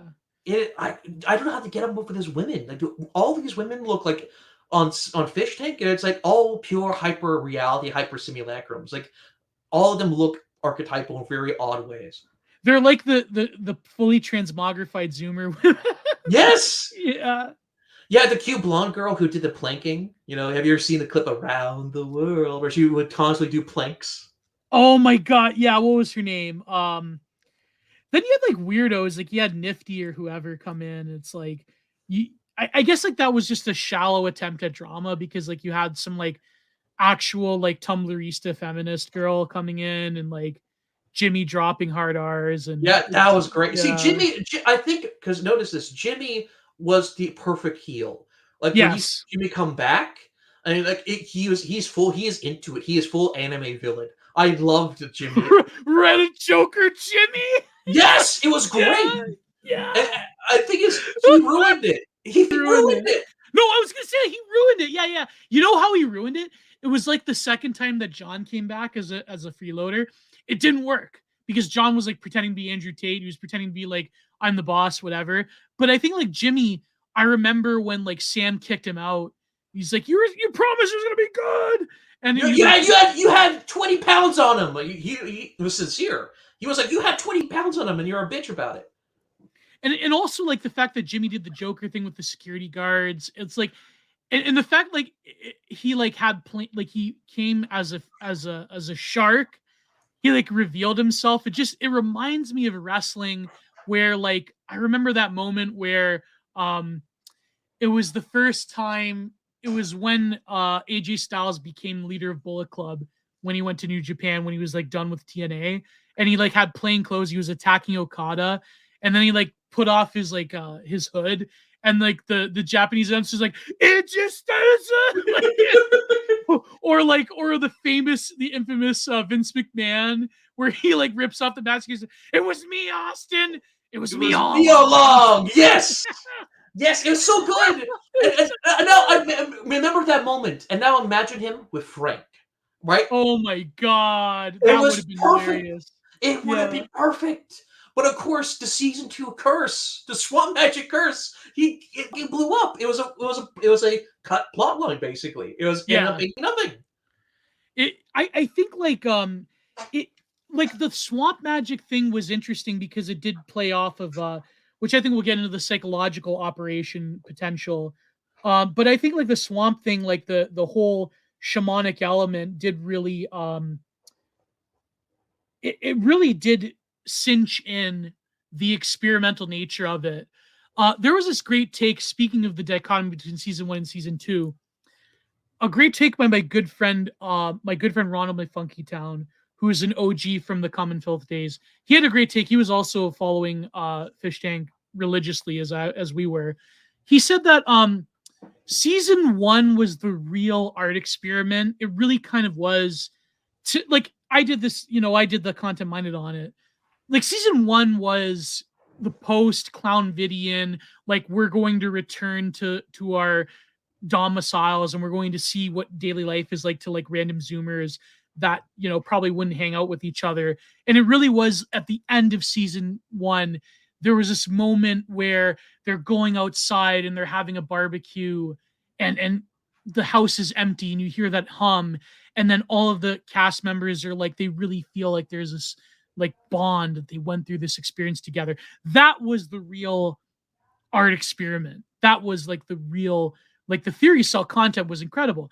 But season 2, he said, was the game show. That was the raunchy, disgusting, gritty, like exploitative nature of a game show. And That was like trashy. when the yeah. So what do you think of that take? Like, what do you? I Yeah. agree. I didn't think it is. Season 1 was very, dare I say, COVID coded. Yes. Yeah. Because yeah, it was very like white We wall. all got out of lockdowns, but now we're going to return to the house again. That was Yes, what I said. Yeah. and the people food delivery with the fish toys. Yeah, it is oddly COVID coded. You're right. A subliminal level, it really was in It's like season 1. when we gained our ability to go outside again, we're viewing people that have to stay inside again. It's like it very was like post clown video encoded. Yeah. And again with the child thing, it's like okay, you got a close knit group of friends. It is also child coded. Like I Yeah. mean, think of the ending of Josie. They literally had to okay Josie, give Sam the plushie, for the Yeah. Willy Wonka thing. Um, Remember, like she was doing the ads for it. She's like, I want a plushie. No. It's like, do I have to do it again? I want a plushie. No. and then Getting Jet it did to it with do it. something. Yeah, and Jet did it, and one of the sharks did it. It was so cute. Yeah. And then like that scene where Jet is upstairs having a cigarette or whatever, it's like, wow, we really accomplished something. We really and you have to realize like the aura of Fish Tank was right after, not right after, it was a few years after, but like Sam, and all of the boys being destroyed by Adult Swim and having their hopes dashed. I remember like as much as I don't like him now, as much as he doesn't like me, I remember Logo had this take about, you know, MD was the first thing in like years and years and years where we felt like it was ours. Like MD World Peace, like we made it. All of like as the three of them made it, we made it. You know what I mean? Like It defined a generation. Unironically, it yeah, did define a 100%. generation. Yeah, and they had to destroy it because it was dissident comedy, it was dissident reactionary content that was actually effective and actually was entertaining, and they couldn't have that. That was, Brett Gelman and all those disgusting worms and Tim Heidegger, they couldn't handle it. So, and Blockhead Joe at oh, by the way, I wonder what Blockhead Joe's doing now that BuzzFeed is gone. So, R.I.P. Bozo. Who must That go? We could do like an aside with Sam Hyde. Who must Yeah, go? dust if you must. It's like yeah, it's like yeah, RP. Like I wonder what journalism's going to pay for it. You paid with your own soul, right? But no, but I think like season 1 definitely had the feel of like it was innocent, but like season 2, I remember like the stark contrast being like, yes, this is an actual competition game show. Yes, this is actually like people with real world issues, but also like the hectic nature of the first few weeks was incredible. Like it was instant drama, instant like a lot of like the thing about season 1 contestants like not being aware and being exposed to this like thing, this entity, this homunculus of the chat, and the allegations of course TTSs are being manipulated by the production crew. At least that's what Jimmy said. He's like, do you think, I remember Jimmy said this in this interview. He's like, do you think all of them are real? Right? Like, and that was another thing too. I think that a lot of like the good nature of the crew, like Jet and them, I feel like it was sort of like exposed in season 2 in the sense that they would like have a selective hatred for certain people.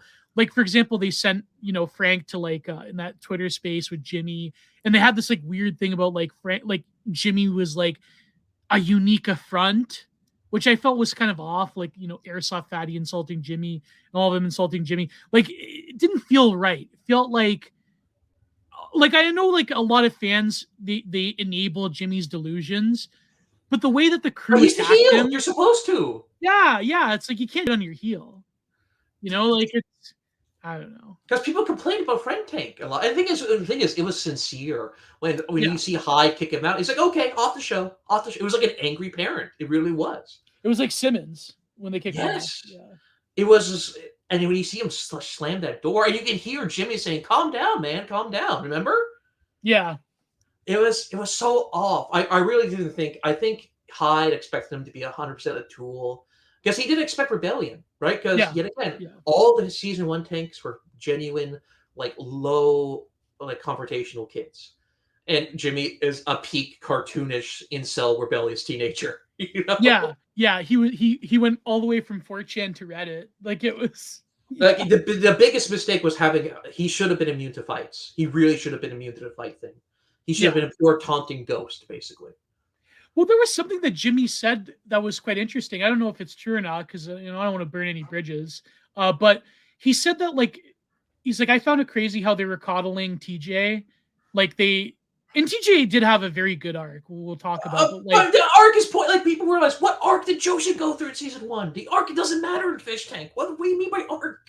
yeah, it's no, but like he was saying how they were like covering up his degen stuff and they were downplaying it, but even though they would like point out like Jimmy's flaws, it was like very interesting. It was very Because like he was the last white guy left, and he was very controllable. Right? yeah, because Shinji like really was just like floating by. That's what it He's was. a marshmallow. I call him a marshmallow, right? He's the great marshmallow character, but you can't really do anything with him. Yeah, and I think like, but of course, like Shinji was there for like the Zoomer anime. He was a great character. He was a great character. Yeah, yeah. But keyword being character, right? You can't have a character win for real. You know what I mean? Exactly. I really did feel like it, like one of the genuine moments was at the last boxing match, because they really did go through it where he's, where it really was like pro wrestling. Like TJ's holding up Shinji, giving his last speech, and there was there was moments where even like the sexual angle crossed the line. Like I think Jimmy, like there was this one thing, was it Jet that said like they were going to do things like they were going to take Taylor's clothes while she was taking a shower, and Jet's like, no, you can't do that. That's like not going to happen. But they put the cam in the bathroom and they wanted it to be uncensored. Apparently there is a few Taylor nudes going around. Yeah, from the bathroom. I did see them, and she's built like a crone. So Taylor's not a wood then, yeah. So it's interesting. Well, yeah, but also notice this. There was a deep comment. Notice the whole shamanic element. Yeah. Notice that Jimmy is the only one of the fish to hack his way to communicate with the spirit world, aka the chat. Remember with the secret code thing? That's right. He managed to like have a system where he would like say certain things and his friends would put a TTS on. And I think like that's what really pissed them off to Sam and Jet, is that he was like actively trying to break the tank. Which it's another thing I also forgot to mention about the houses. Did you notice that like season 2 had like the house was way more porous than before? Like there were characters just like floating in and out. Yes. Yeah, there was way more freeloaders. Season was because the whole friend take thing. You cut out anyone with a spine, Brian, Cole, and Jimmy. Yeah. You have a male version of Josie, which is TJ. You have trashy Filipina, Trish, and you have Femcel. And you had Shinji. Yeah. That's why they get Donye or Douanier, whatever his name is, right? He was generally funny. He was a good side character. Oh yeah, yeah. Dungy. Yeah. But he Yeah, carried the Dunye, show yeah. He because did carry the show. Yeah, yeah. he would talk in the chat while half passed out and drunk. The best was when he kept saying like, "You're like a little boy to me. You're like a little." Oh, that was from the therapy session. I want to talk about the therapy sessions, but no, but it was funny. Like Dunye, like like he was content, whether you want to admit it or not, you know. And like there was a moment where I thought like halfway through, not even halfway through, after the first 2 weeks where you had characters dropping like flies, characters that could produce good content. I was like, man, this show is season 2 is in jeopardy because you have like basically sharks or like freeloaders like carrying the whole thing. It's like not going to work. Yeah, and And so sharks are gone. Sharks don't. The biggest shark moment was the whole Jimmy thing. yeah, exactly, exactly. And I think like you know, you had this moment where TJ like sort of became more verbal and he had to like really grow. And I think that's why a lot of people sympathized with him and overlooked the like whether you want to believe the allegations or not, like the kind of like how should I put it, Vouch style content that he's into. Uh Well, that's not the. Honestly, I didn't think that was necessarily a big deal. Like, no, it wasn't a big deal. It's like a lot of us are into crazy stuff, you know, because of yeah, social isolation. So I think the reason they did the whole obsession with the arc thing is because TJ did represent a lot of Zoomers out there of like he was the nonverbal autiste, and he's like, you know, I didn't assume he was going to make it. I thought TJ was going to be one of the first people off. But then when you took away his hair, like I think even Jet said this, it was like a reverse Samson. yes, Like, it's the reverse Samson. He yeah. gets better with the cut hair. I remember like what really brought him out was when they had to pretend to be each other and he was pretending to be Taylor.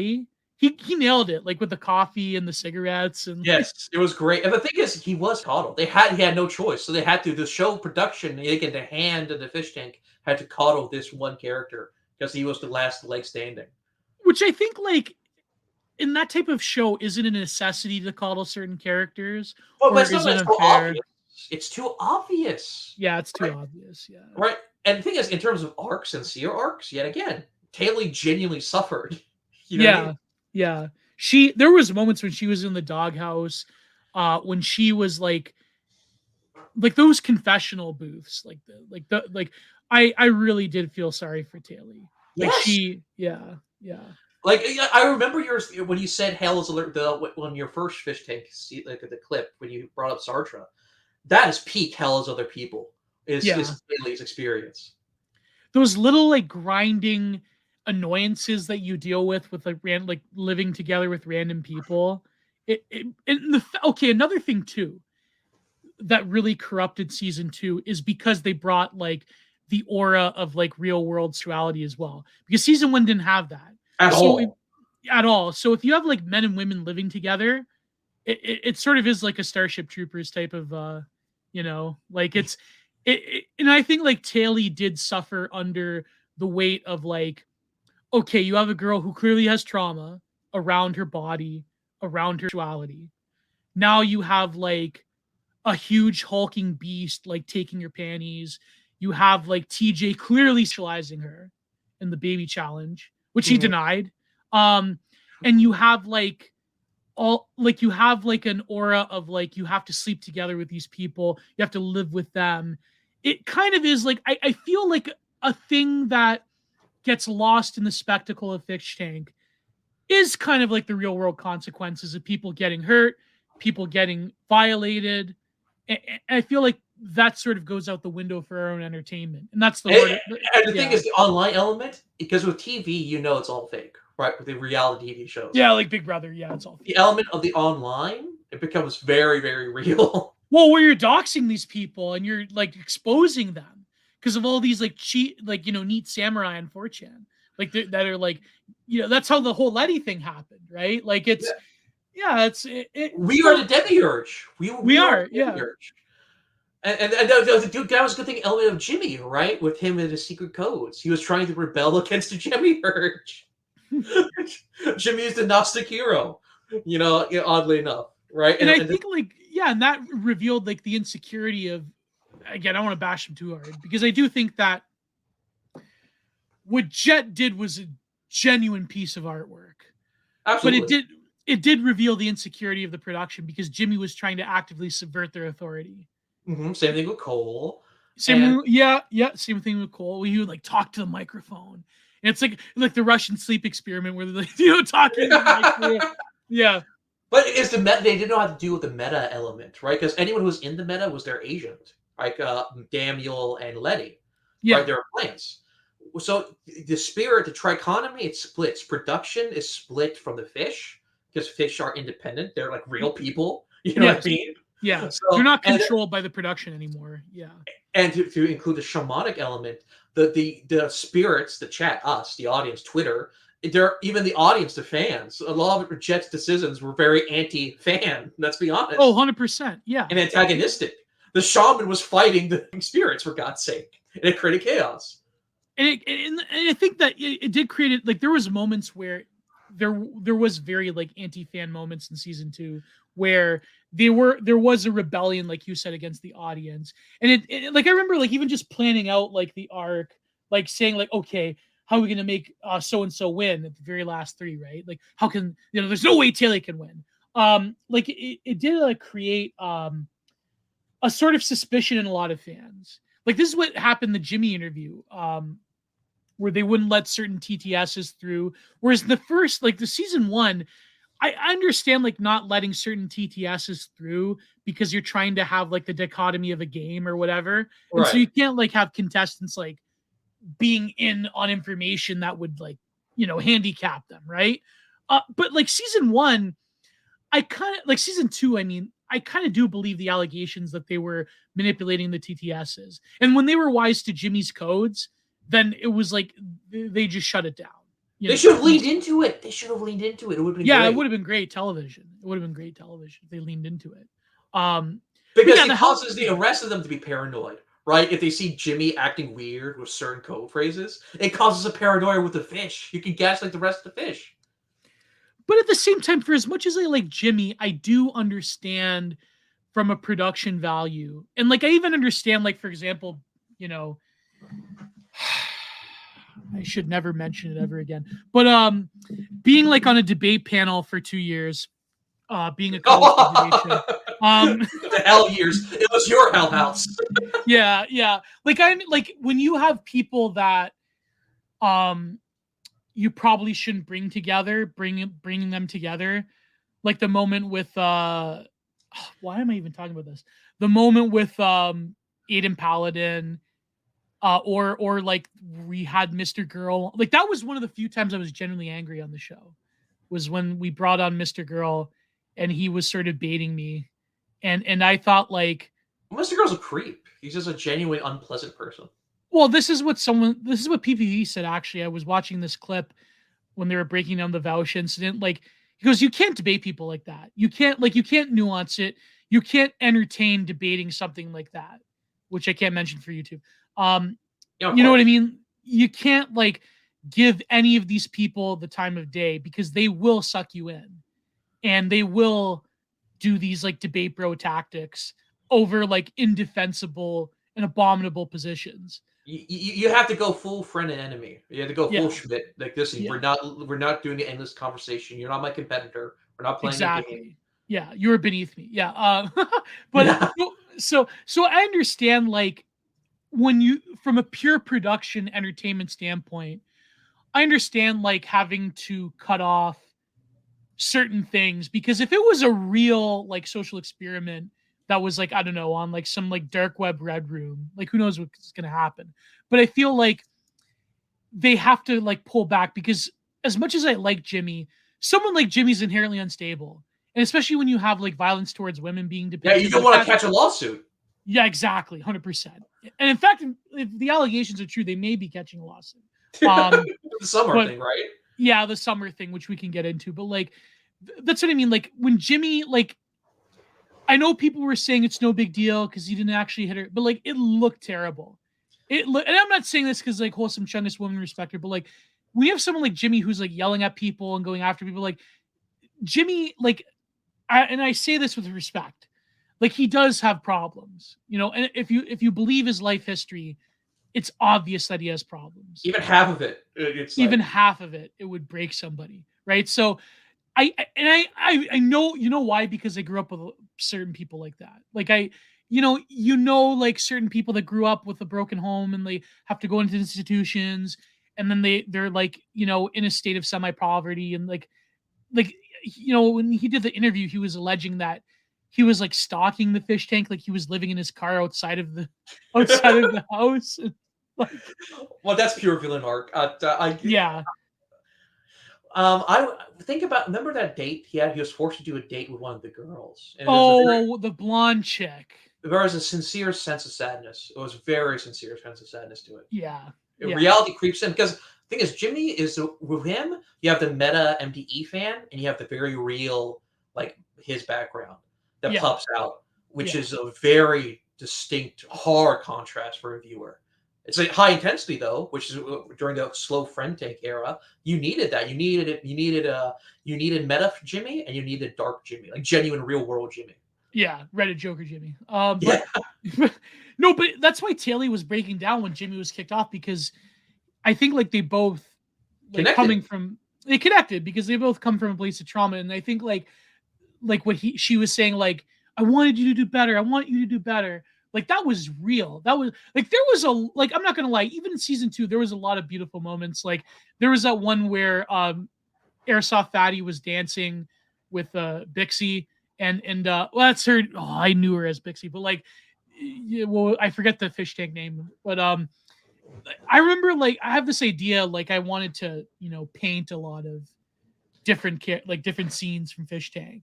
Oh, Maybe not like there's some very painful moments. incredibly paintable scenes. Yeah, the chickens, like the ritual, the swamp magic. Like it was there's a lot of beautiful moments. Like I remember like that moment of Fatty dancing with her, like was very, very touching.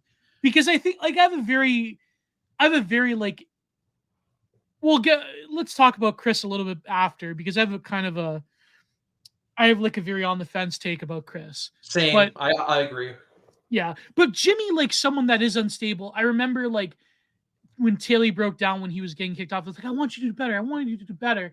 Like it was someone who comes from a place of trauma, empathizing with someone else, but yet doing a violent act that is not inducive to having longevity when it comes to a show that already has the baggage that MDE has. Whether rightfully or mostly wrongfully, the baggage that MDE carries with it. I understand the impetus of wanting to lock that down because it is bad optics. You know what I mean? So Yeah, very bad. And also, it was too. I can imagine myself in that situation. Like yeah. she's screaming, "You gotta do better, man!" He's freaking out. I can imagine like real world Gabe. It's like me. I need to get out of here. I'm not very good with this. This is oh my god. Oh my god, I yeah, would leave. yeah. I would hide in the kitchen. You know what I mean? This I'm is too very much. Yeah, yes. this is too much. Yeah. I wouldn't know what I would do. I mean, I try to be, being an INFP, I try to be a peacemaker, but it's like it's impossible in that situation because I've dealt with unstable people like that, people that sort of live on the edge, that maybe come from a middle class background, but yet have like sliding social mobility. That you know what I mean? Like I've known like people who are very precarious because of what they have or what they've been through, Right. and I have. In fact, I remember I grew up with a kid just like Jimmy. I had flashbacks to like dealing with John. And like it was like we all knew that kid growing up. Right, You know what I mean? Like and there's brief moments with those kinds of people. There's brief moments, yeah, where he's like, I'm damaged. There's no fixing me. He said that line of so sincerity. He knows he is, and there's brief moments of clarity with him. He's the underground man from Dostoevsky. He knows he's damaged. He's fundamentally toxic. He's aware of it, and there's brief moments of him gasping for air before he returns back to his natural state of like toxicity. yeah, and I think the deal with Hoarder Man too is like there are also people that are like retirees or whatever who like they'll entertain those type of kids, and they usually like have some kind of eccentricity. You know what I mean? Like I think like there is when you grew up with people like that, there's another friend I grew up with exactly like Jimmy, like perpetual delinquent forever type of deal. Mm-hmm. You have a sympathy for them, and you want to help them, but you realize that by helping them, you're sort of like you're consenting to being in the web of their crap and their trauma and their baggage, and it's like your patience sort of wears thin after a while. You ever, what I'm talking about? It's like dealing with a toddler. Like like in a lot of ways he can't help it, but in a lot of ways Like a you are. stray puppy. Yeah, Yes, yeah. but you can't deal that. You like God wouldn't blame you. It would take. That's why saints do something that are completely unnatural. Only a saint can actually permanently deal and constantly get slapped, but still help them again and again and again. Yeah, exactly. And sometimes your patience just wears thin because a lot of people like you can't help them unless they want to help themselves. That's the reality of it. And I feel bad because I remember like growing up and having people like that in my life, and it's like, oh man, like you feel bad and you want to help, but it's like, oh, like it's There's a lot of ways. There's nothing you can do. It's this who no. he is. And then when you get older and they start taking substances and they start going down a bad path, it's like, oh God, like it's like, Eh, Well, no, I was going to say, like, and the thing is, with Taylor has a similar situation, but in a lot of ways, she's a girl. So there'll always be more empathy towards her, right? there is, but there's a femcel version of that as well, of a dysfunctional girl. And I've known women like that too, where it's like you do feel really bad, and there is a weirdo subliminal thing in terms of wanting to help them as well. Let's be real. Of course. Yeah. As we used to call it back in the white knight complex, right? Yes, exactly. But they also like come from like a lower class background where they have like the internet allows them to have more eccentric pursuits, and a lot of women like that in the Zoomer generation. And millennial women were kind of spared of this. Those are the ones that are targeted by the regime that become, FTMs. Like Right? those are the Oh, like this is hypno meme with the broken window. Yeah. yeah, no, exactly. Like, yeah, it's like the female version of Sissy Hypno. It's like like they they go on Tumblr, they go in Discord. It's real. It's a real phenomenon. Tomboy genocide. Yeah, 100%. Yeah, 100. Yeah. So shout out to Stan Haynes. No, it's true. Like those are like the weirdo, eccentric alt girls that are kind of like not very subtle. They have like a weird form. They have a very femcellish approach to romance and love, and they're sort of like, but they're afraid of, like, they're kind of like afraid of the male other because Right? The male other's too raw. It's very vulgar. The male other. yes, and of course they're being fed a constant diet of like horror stories in like Tumblr and elsewhere, or they'll go to like Crystal Cafe or wherever. And so like therefore they have a very a longing, but yet a very hyper cautious approach. And they usually have very bad experiences with men as well later on, and so I feel bad for them. Like they then they purposefully like de-emphasize their womanhood in a weird way, Right. even though they want to be desired, like every woman wants to be desired, but yet they de-emphasize their own femininity, and they have a lot of like weirdo nerdy pursuits, and it doesn't fit. And like there's a lot of these femcells like that. Like there's Right. and then when they do have experiences with men, it's usually bad. That's a very very dangerous thing. And so a lot of them are targeted by the regime, yeah, it's They're janissaries. The sultan of society offers you, hey, you don't have to worry about men. Take these pills, you'll be fine. Just exactly. as long as you kiss the ring, and you can't necessarily even blame them, right? Because they're in a No, lot of you ways. can't. Because when you expose your sexual femininity, you're exposing a nerve. I mean that in a very embodied sense. You are exposing a nerve. But we're men, right? Like, but can you imagine what it would be like growing up for those like any girl, like when you I said this once with Helena. You know Helena Kirchner, the detransitioner. Uh, Um, yes, I think I do. I remember I had this episode with her in Default, and I said, you know what it's like? Do you remember that William Dafoe, that vampire movie? What was it called? Dawnbreak or No, I don't remember. Daybreak? I don't remember the movie. Well, it's like they find a cure for the vampirism, and like, but it's like, what, like as soon as they like detransition from being a vampire by getting bitten, all of a sudden the vampires look at them like a meal. It's like, imagine going to school one day and like all the boys look at you like that, right? It's female puberty. It's yeah, female puberty is terrible. Because to us men, like, okay, I know this wholesome Chungus Geo moment, right? But to us men, like puberty is like a stats boost. It's like it's amazing. It's incredible, right? It's You have nitro. this. It's nature. It's putting nitro in the system, right? Yeah, you have your voice is deeper. You have more muscles. You're horny all the time. It's like really, it's like you're vital. It's like your most vital moment, right? Um, but for but for women, it's terrible. Like, but now imagine, look as a femcel, looking at other girls go through like the male gaze, but you don't have the male gaze. That's even worse in some ways when you think about it, right? Yeah, Like it's yeah. and hers is much more worse because she was abused by a woman too. Is So it she got true double though? fucked. She was abused by a woman? I remember her story. Remember she was trauma dumping, like, oh, an older girl. She forced me. Remember that? Oh yes, that's right. Yes, that's right. Yeah, yeah.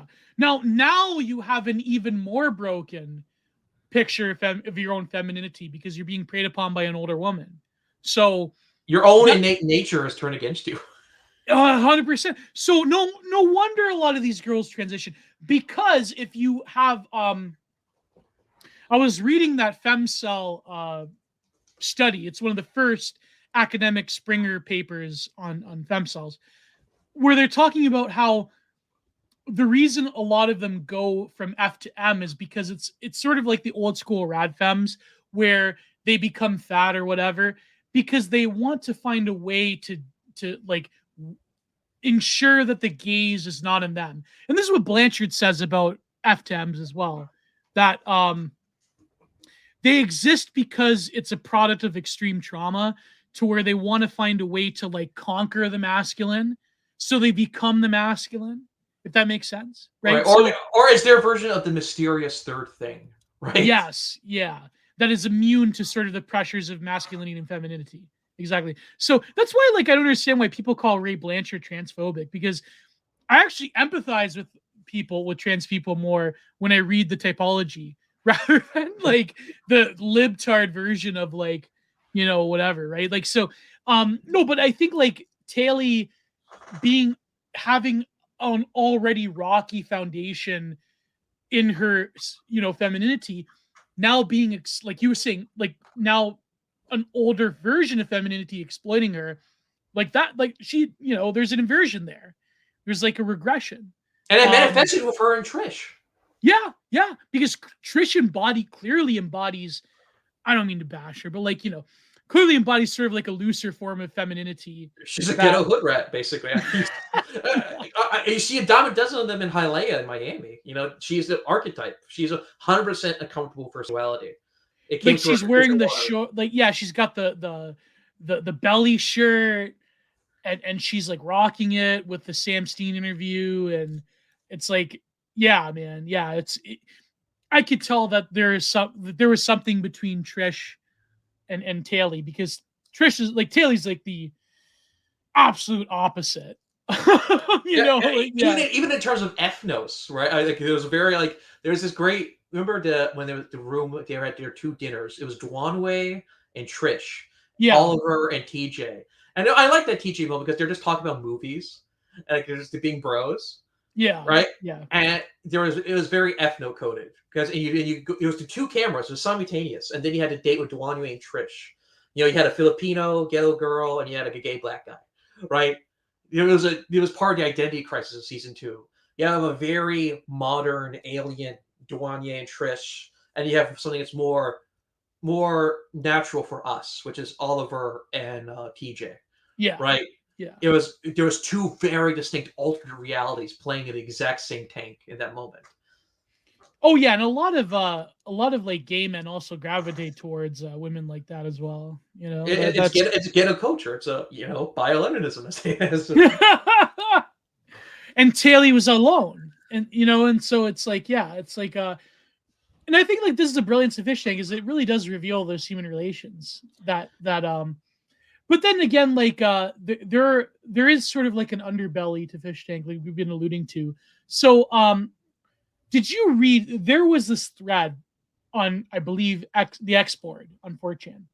There's this green text where they were comparing Fishtank to the, what was that, youth school that was like basically a new age indoctrination camp. I briefly saw the green text. I need to Synodon, yeah, yeah. Like it's a psychological operation. So I wonder, let me look up. I think I have it somewhere. But please 4chan, share. 4chan, Fishtank, Synodon. Where is it? Oh yeah, so our Fishtank. What WTF are these schizos on about? And so people were pointing about. Let me. I think I had the cap somewhere. Yeah, Fishtank is an ARG. Yes, yeah, ARG. Yeah, exactly. Yeah. And for those who don't know, alternate reality game. So let me read the thread. This is from a Reddit cap. So let me read it. And we can discuss. So open image, new tab. Here it is. Okay, so they're being groomed. They're being subjected to cult brainwashing techniques. And of course, this is television. This is the export, but it could be on the export. Isolation from friends and family, humiliation rituals, love bombing, and verbal abuse, physical exhaustion, lack of adequate sleep, poor nutrition, a mysterious and forceful charismatic leader, Jason Goldstraker, a good cop, Jet, keeping the doors to leave open at all times, but presenting a carrot to keep them in, money streaming. So they're psychologically persuaded to choose to stay. And this is what gets interesting for your point. The TTS and the chime act as a thought disruptor. It keeps them from being able to think during the lulls and from communicating with each other properly. Any TTS that might snap them out of it, quote, what if your mother saw this? And by the way, that's another point that I felt was really disgusting. I mean, not to be a more left slur, but like when they were attacking Tilly for her father, that was terrible. That was. Oh yes. Yeah, I felt bad for her because her father. That's veteran, right? Is a disabled veteran, yeah. But like I remember, like there was this one TTS. I believe it was the video where she was freaking out because Frank and Airsoft Fatty were ganging up on her. Like, first of all, the image of like a 6 foot something like very built man, like manhandling you, like that was. Like I like Frank. I've talked to Frank before, but like that image was like, I don't know, man. That was a bit too much. Like that was with the scissors. It was I took a screenshot. If you look at it out of context, it looks very like ooh. Out of context, it looks terrible. Yeah. So and plus like harassing her about her father and like, what was your father thinking? Like it was.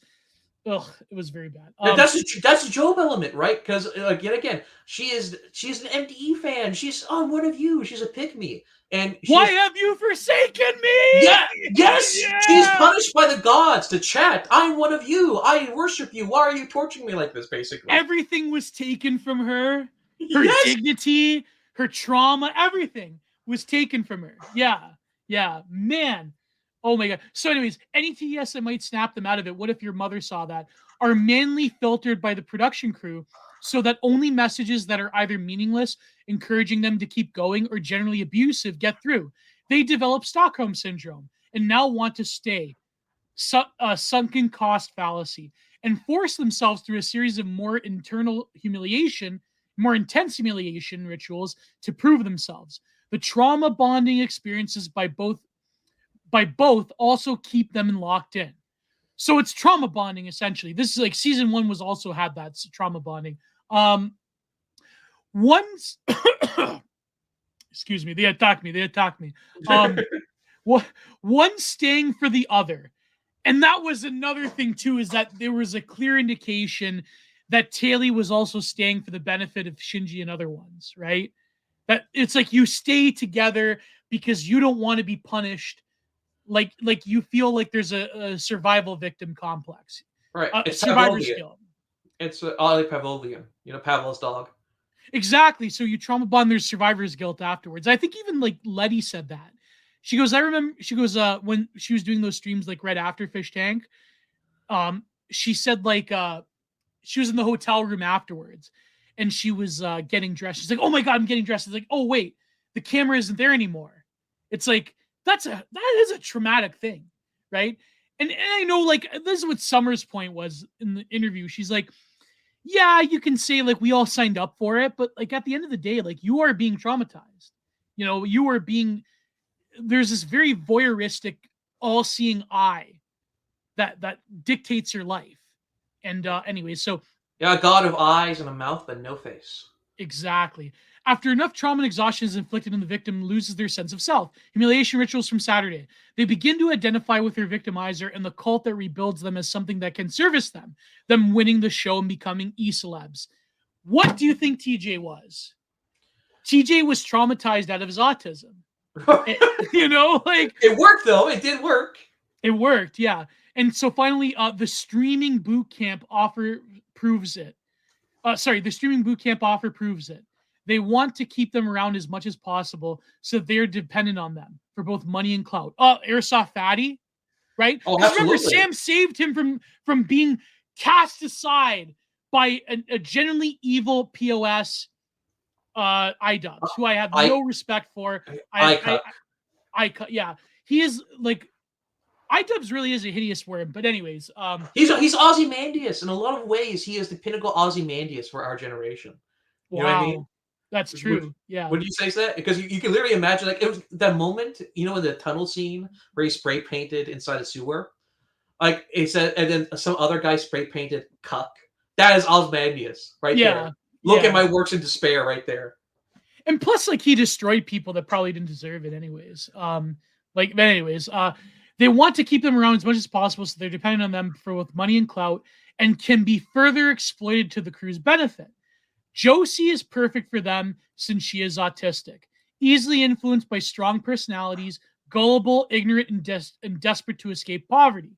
Which, I mean, if you know, especially being in Canada here, there is a lot of precariousness to a lot of Indigenous people, and there is you know, and I think like the fact that Josie and Airsoft Fatty both expressed their need to grapple with their own past to escape poverty, like that is a very real factor. And I feel like because it's entertainment, the moral aspect of it, as much as they rail against like moralizing everything, I do feel like there is a genuine obligation to help these people. And it is I go back and forth with Airsoft Fatty because I kind of know man, I don't know if I should paywall this. Let's talk about Airsoft Fatty later. Then we'll paywall the Airsoft Fatty takes. But deal. Yeah, okay, so what do you think of that? And of course someone mentioned Synodon, right? Like the infamous beatnik re-education camp thing, which was really I believe they were connected to Alcohol Anonymous.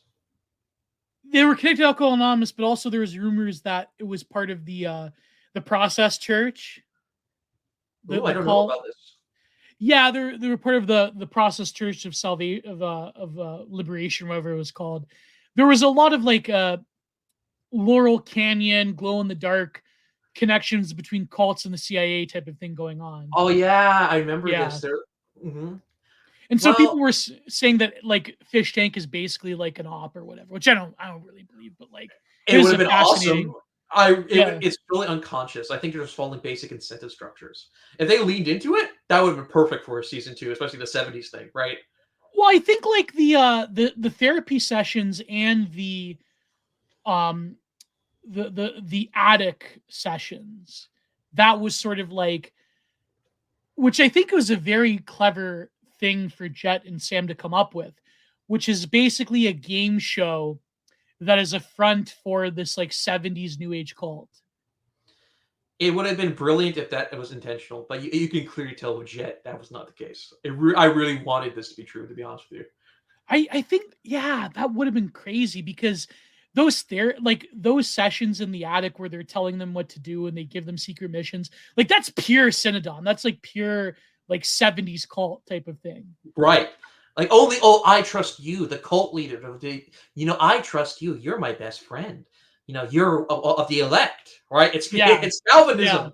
You are of the elected vanguard. Thank you for listening to the Content Minded podcast, where every Wednesday there are interesting guests, amazing ideas, solo streams, and discussions on a diverse array of topics from art, philosophy, history, and more. The free version will be available both here on YouTube and as a downloadable link on Anchor and Spotify, as well as on Substack. Each week, the full, uncensored, and spicier version will now be available on both Patreon and Substack, where you will have access to the full archive of both Content Minded and of Giant Reviews, where I break down interesting texts every week, including other exciting paywalled articles and good content. Thank you all. Please like, share, and subscribe. God bless. Goodbye. Help keep the content renaissance alive. Too sweet.